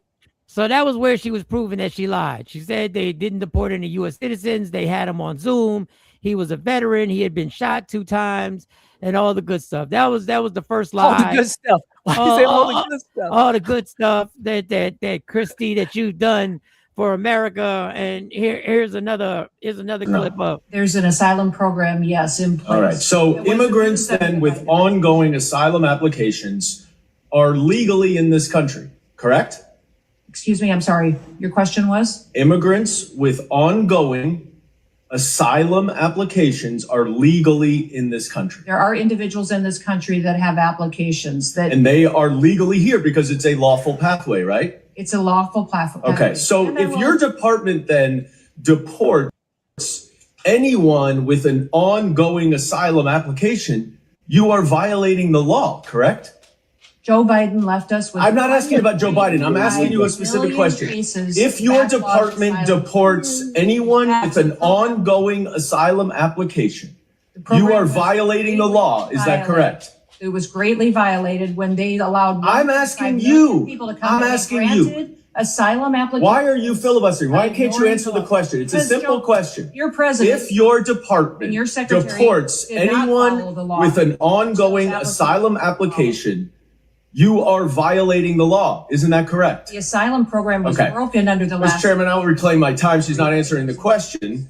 But the obvious answer is that yes, if you follow a lawful pathway, asylum is a lawful pathway. If you have an open asylum case, you are here lawfully. But the problem that we are seeing around the country is that you are not following the law. Immediately, and we're responding immediately to our people. I have to actually leave this hearing early because the FEMA Review Council is giving their report today on suggestions for changes to FEMA. Thank you for not taking your foot off the gas. I have to co-chair it, but I will be leaving soon to have to go do that. But this country. So I want you to notice at the end, she said she has a meeting. Some discrepancies are going on with FEMA. Well, come to find out, she was lying about that too. Because used to be on CNN, Don Lemon said, hold up, bitch. You said you had a meeting, but Don Lemon said, allegedly. Meeting saying that she had to attend a meeting. But she's accused of misleading Congress about the early hearing departure because the meeting had been canceled. The Hill is reporting that Homeland Security Secretary Kristi Noem was accused of misleading House Homeland Security Committee members when she said she was departing a Thursday hearing early to attend another meeting that was actually canceled. It's an assertion denied by Noem's office, which said she only found out her meeting was canceled after she left the witness table. She couldn't walk back in there? That makes no sense. I am in front of a very important hearing in front of the world, live, answering questions that I should be prepared for. I am the head. The buck stops with me. So she was lying about that. Now, of course, they deny. She's lying about that. I am no government predicting. I can't analyze who's going to be the first. But I got a funny feeling you're going to go to prison at some point because they're going to leave you out to dry, Kristi. They don't really mess with women like that to begin with. I don't know if you noticed that. I don't know if you've noticed they really don't do that. And you're a little too misogyny, Mike. The misogyny. The misogyny. Describing it ain't enough. You gotta say the word. I got you. The word misogyny. And you're a little old for their taste of the woman that they allegedly did like to deal with. Yeah, he got a type. Trump got a type, and you're not his type. Got a type, and you're probably like at least 30. Maybe 30, 40 years. He never talk about Kristi Noem's lips. He be talking about Caroline Levitt's lips all the time. Like a machine gun, those lips. He never talk about Kristi Noem's lips. He also talked about Arnold Palmer's yeah, he's more interested in that than Kristi Noem. He's more interested in that. And that's not the only person in administration who's getting caught up. Now they're all getting caught up in lies. But I'm just pointing these people out because these are the people with no immunity when this all blows up. These are the people that aren't going to have the get out of jail free card from Monopoly. So the homie Pete, this is what, this is himself on Fox, however, just one day after that strike. I watched it live. We knew exactly who was in that boat. We knew exactly what they were doing, and we knew exactly who they represented. Today, Hegseth was asked if he knew that there were survivors while he watched it live. The first couple of strikes, as you would, as any leader would want, you want to own that responsibility. So I said, I'm going to be the one to make the call. I watched that first strike live. As you can imagine, at the Department of War, we got a lot of things to do. So I didn't stick around for the hour and 2 hours, whatever, where all the sensitive site exploitation digitally occurs. So I moved on to my next meeting. A couple of hours later, I learned that Y'all always got meetings to go to. Like it's in the middle of everything, there's always a meeting to go to. When you were on Fox, you watched everything live. When you got questioned and people were questioning, now I only watched a segment of it live. I only watched a part of it live. I mean, I know the whole world is looking at us for violations, various violations, but I didn't see the second part. I didn't see what happened over there. Oh, you're on mute. You're on mute. You're on mute. Oh, he probably said I had a meeting to go to. I couldn't see the second part. That's exactly what he said. That's exactly what he said. He said, I had meetings. Had to go. I had to go. But when you were on Fox, you didn't break it down. You said, I saw it all live. I saw it all live. I can't wait till y'all tell me, did y'all watch the whole video live when y'all jumped on the Valenzuela oil tanker and took the oil from them? Did y'all watch that video live? Y'all are going to prison. And your man, if he's still alive and breathing, is not. Y'all are going. I was going to say that's a great segue if y'all ready, because I have an announcement to make to 50 cents that's right in line with exactly what you're talking about. Well, let's go. Protected by the red, the black, and the green. Put your hands in the air! Make some noise! Time to get your knowledge up and get ready to write down some facts with Dr. Aaron Smith. Heed the words of the brother, Sissy. You got the video, Jay. I'll tell you when to cue it. Let me bring my screen up. It's in the green room, if you'd be so kind. All right, so y'all full screen. You can see me and you can see this, right? Yes. Yep. You zoom in and everything. Yep. All right. Well, let's do it, because the irony of today is that you're going to see by the end of this presentation why I was going so hard with the accountability. I don't do this often. I pride myself in bringing receipts. I pride myself in having my facts in order. And today I have to come apologetic, hat in hand, and be real and stand on the business that I always put out into the world. And I have to say I was dead wrong. So I have to apologize to 50 Cent. I was dead wrong because I did what I tell people to never do, which is to develop a sophisticated, passionate opinion before reviewing the evidence and the facts. I even critique people about religion when they don't read the Bible and got something to say because they've been to church. So I was wrong. And I don't know if Marlon Wayans watched the full documentary either after I watched it. I was like, it sounded like Marlon Wayans was talking from a position like I was talking, where we just felt like we were diddied out and it seemed petty. But when you watch the actual substance of the documentary, many people, especially those who are more fact-based and not trying to litigate emotions, would come to the conclusion that, and Mike said it even after he saw it, it's not really all about that, and it added something. I would say added something to the culture. But let's get right into it. I can go through this pretty fast. So The Reckoning, just some thoughts. So I apologize. All right, shout out to Nita Baker. This was the cassette. Y'all never saw this picture, Nita Baker. I know you saw the regular one, Power of a Dollar. I had to apologize to 50, so I took care of that. The part about how the books are cooked and how the industry is able to make everything recoupable, I thought that was something that expanded the culture. In my profession, you go through a level of a buffet and an undergrad level where you take all kind of classes, then you have mastery and you specifically focus on your field of study and your major, and then you go to a PhD level where you're expected to contribute something unique and original or synthesize two things that weren't previously together and add to the discipline. I feel as though this documentary expanded the culture and our knowledge and moved us forward, especially little parts like when they talked about how managers and record execs find a way to keep you in debt. I remember that speech that TLC gave when it's how you sell 10 million records and be broke. I remember on MTV, they had a show where Dame Dash broke down how your $1 million advance could be gone in a couple of days. I think 50 definitely added to hip hop's understanding of the manipulation in the music industry by having that piece in there. So shout out to Kurt Burrows for keeping the books and showing us how they were cooked. because I think a lot of people learned a lot from that portion. The origins of the beef, when breaking down the whole shooting in the club and grabbing Diddy, I thought that was important because a lot of people really start to focus on geography and focus on music and focus on Faith Evans, which all played a part later. But we want to get to the root when we want to find, ways to solve problems. You can't prune a problem, got to get to the root. Diddy pressuring Biggie to respond was another interesting development that a lot of people don't focus on and a lot of people don't know when it comes to, the whole hit him up in the back and forth.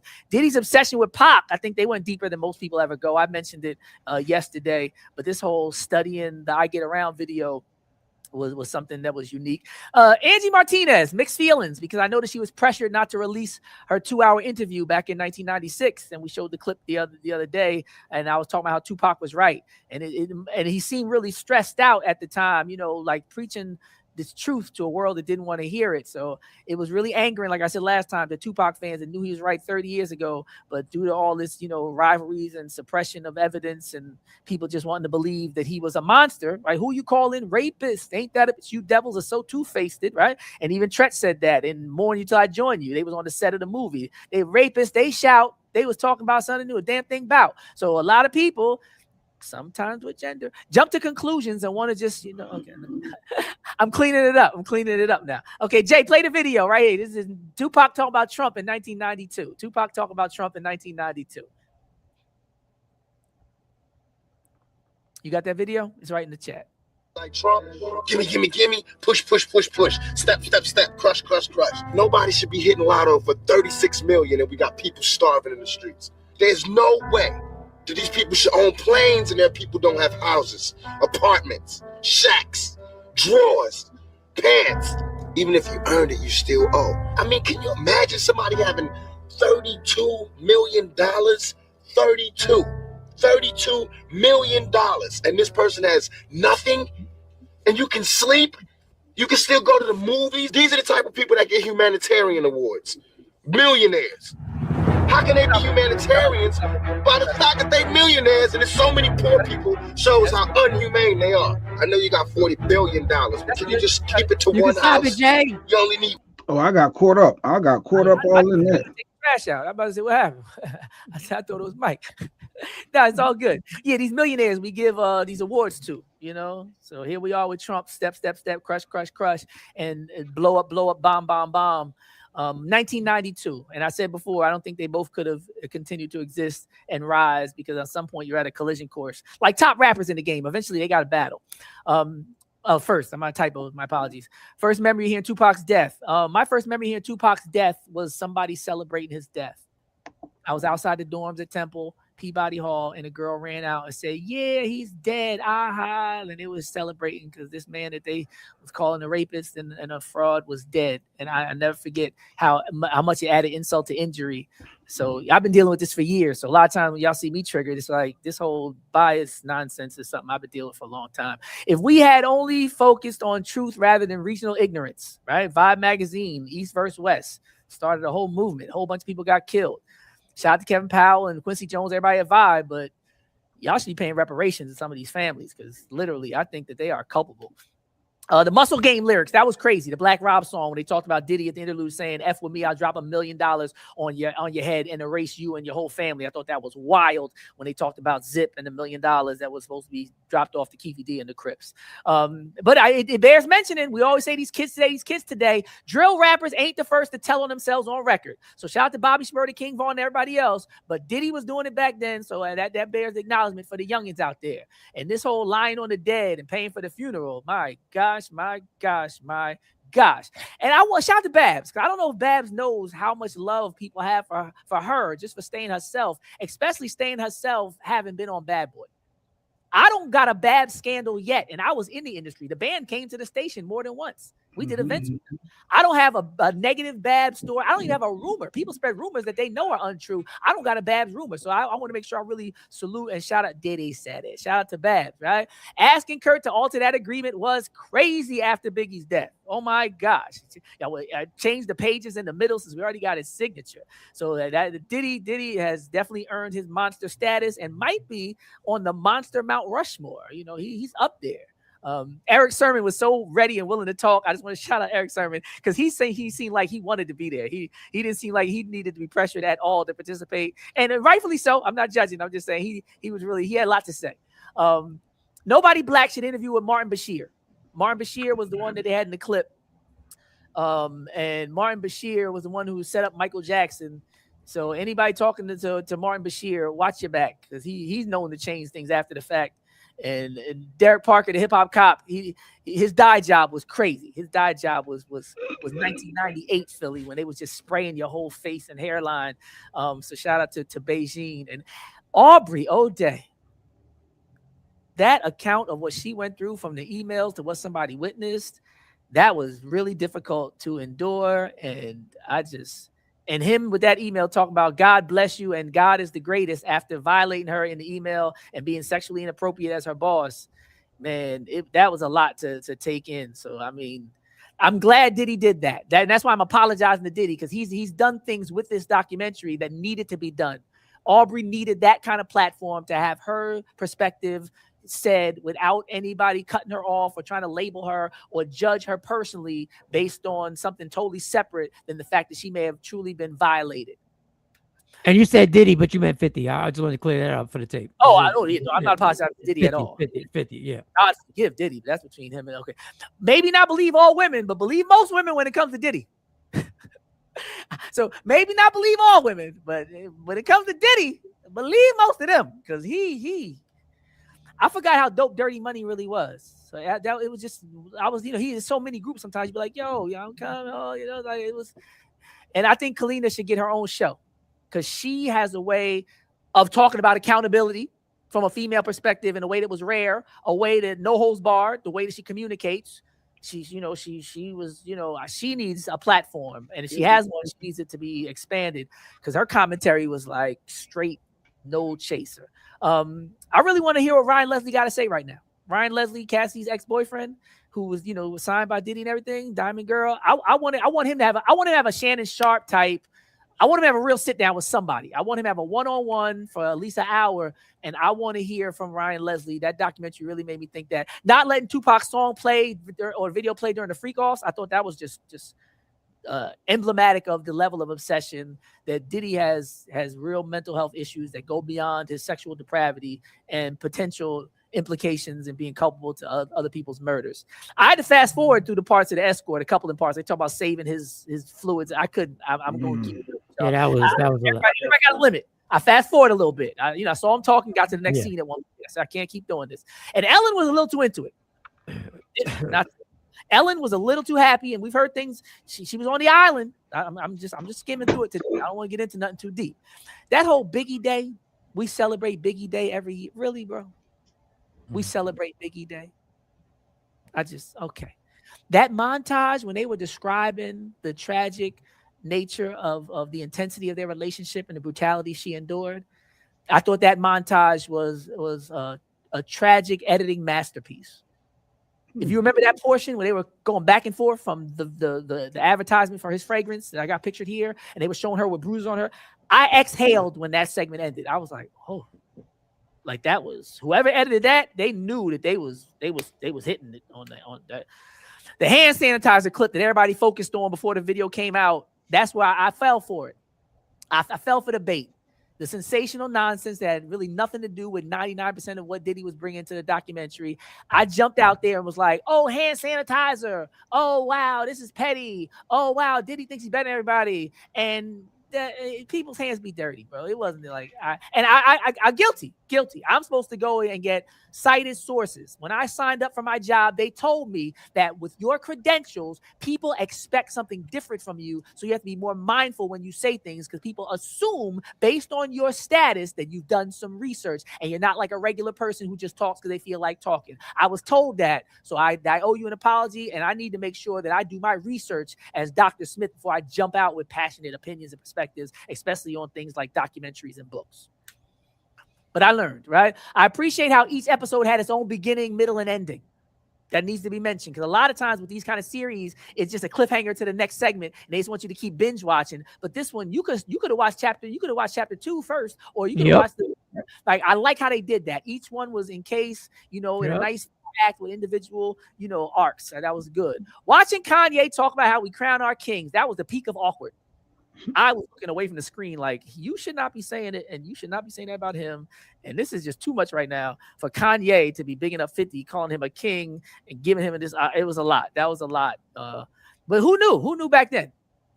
This needs to be said. Lil Rod doing 5 versions of that Justin Bieber song needs to be understood in terms of what it takes to really make it, and how bad do you want what you say you want in your life. Because I looked in a mirror and I was like, do you want it that bad, nigga? Do you want it Lil Rod? Well, now, let me not say Lil Rod, because there's other stuff with Lil Rod. I'm just talking about the music. Let me delineate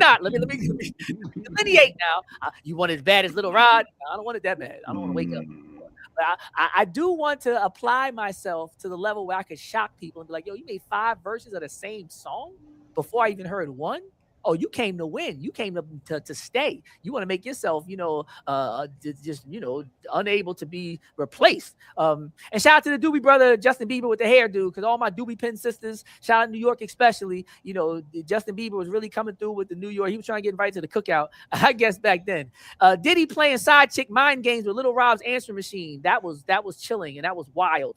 Because he sound like the Michigan dude trying to get the girl to get an abortion. I don't know if you going to lawyers and all that. I got love for you. I don't know why you acting like this. I want you to call me back. Like, that was the side chick manipulation vibes to the highest degree. Like, I was uncomfortable. But I need a Capricorn in my life. Maybe I don't know about the sign, but that's a ride or die.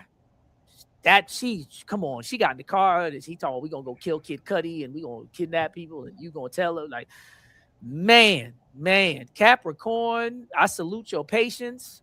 And I made mention of this. She embodied the countless Black women who have preserved the freedom and lives of Black men who deserve far worse than a Black woman's grace, forgiveness, silence, or protection.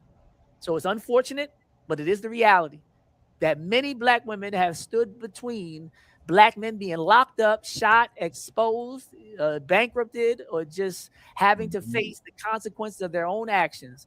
And in the best and worst of ways, Capricorn embodied just that. Growth. I developed a new respect for the allegations of mental control and manipulation that takes place in abusive relationships.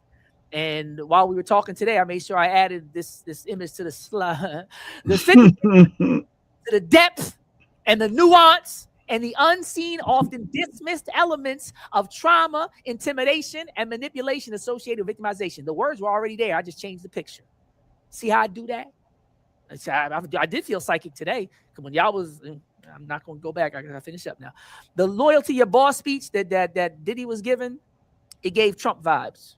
I felt like, Trump just wants loyalty when he's wrong, and he don't want nobody to do nothing but take the fall for him and be loyal to him. And I was feeling real Trump type. That full circle recap and in the final segment was masterful and emotional. How they brought the whole points and segments of the first episode in the end of the fourth.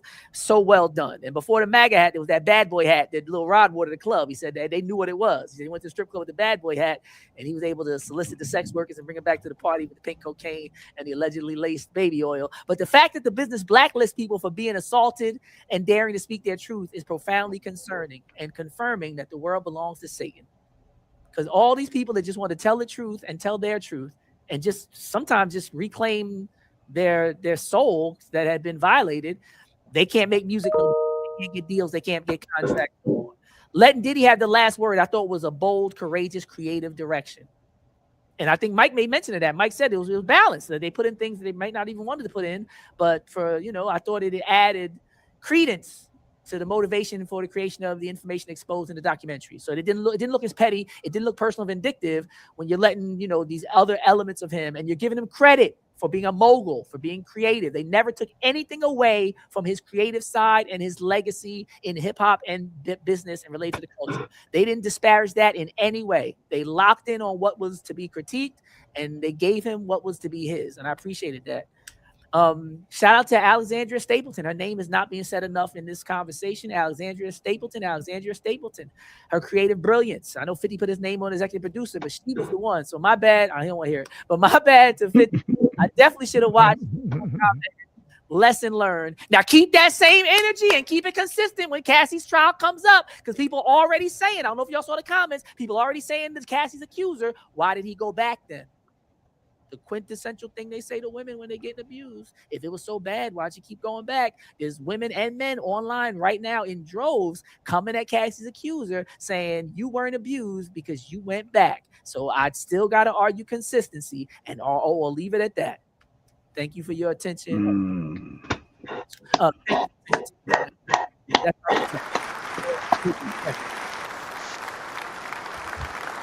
Well done, Doc. Broken down.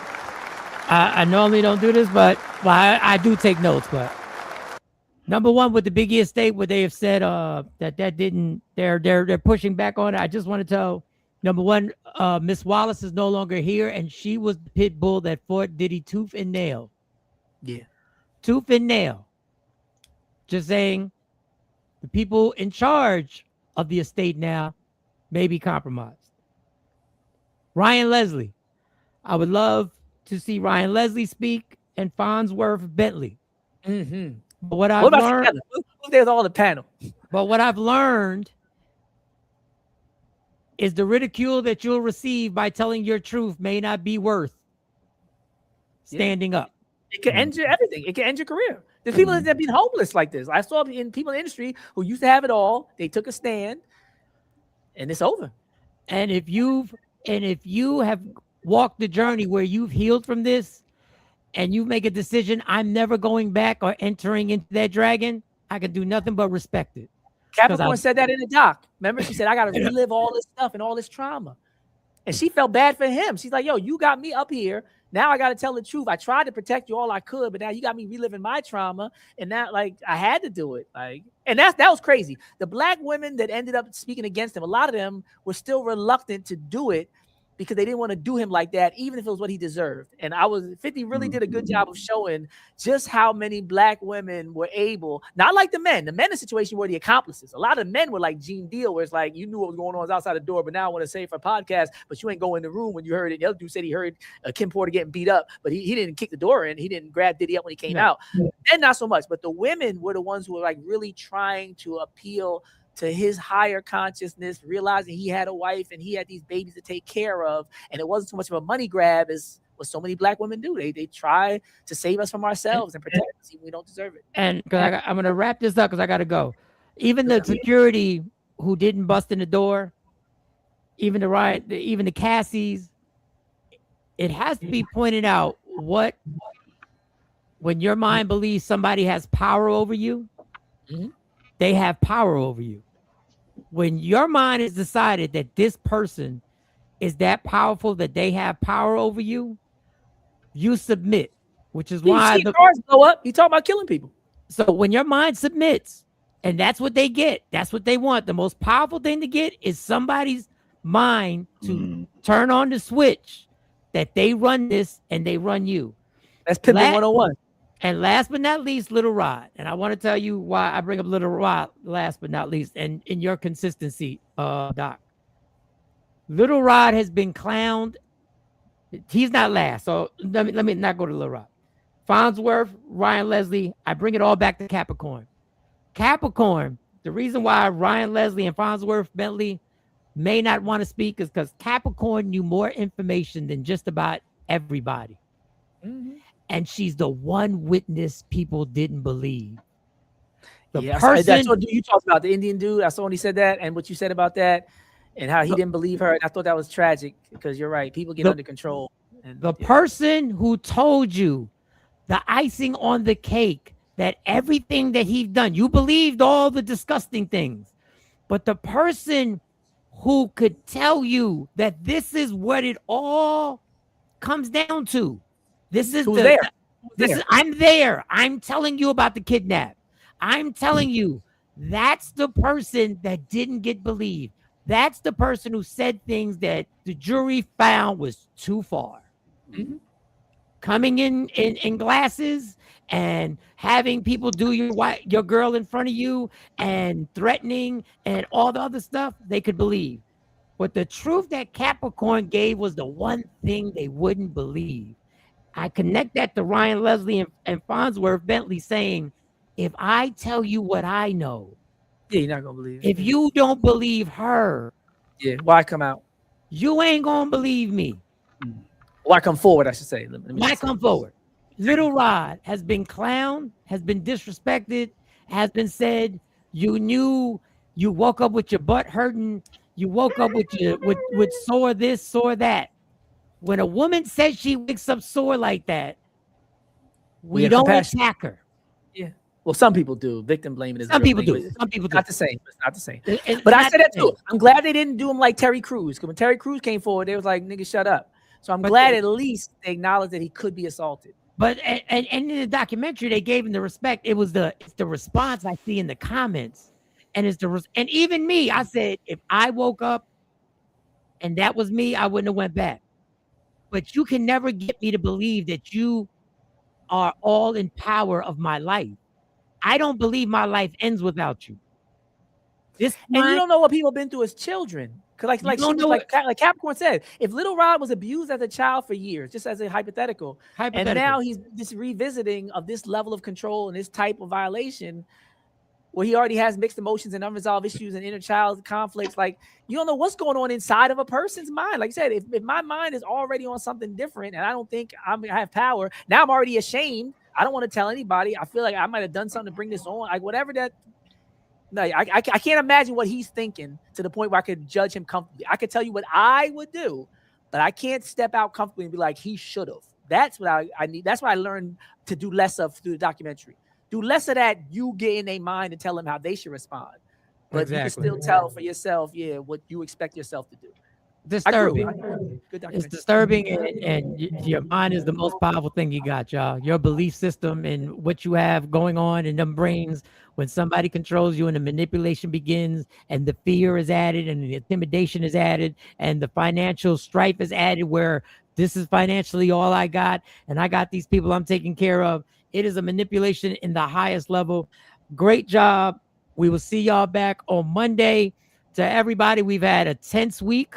We've had a tense week of shows. We've laughed. We've got into it. But no matter what, I appreciate the fact that you rock out with us every morning. So love me for who I am, not who you want me to be, because I can never be that. Understand there's only one thing in life that's guaranteed, it will end. So enjoy every minute, every second. You fight for everything in your life. Fight for your happiness. Never let anyone take it from you. God got me. God got you. God got us. From Michael Sean, me, Jay Black, Dr. Aaron Smith, Sexy Mo, C. Chung, Kamari, I should say, Amani, to all the people rock out. Lady Q, woke up inspired. Get the merch. The sales and the deals are still popping. Woke up inspired. We will see you on Monday. We are gone. Go on. Go on. Where's my wait. Go on. Michael Sean and the Takeover Legends, where the truth hurts.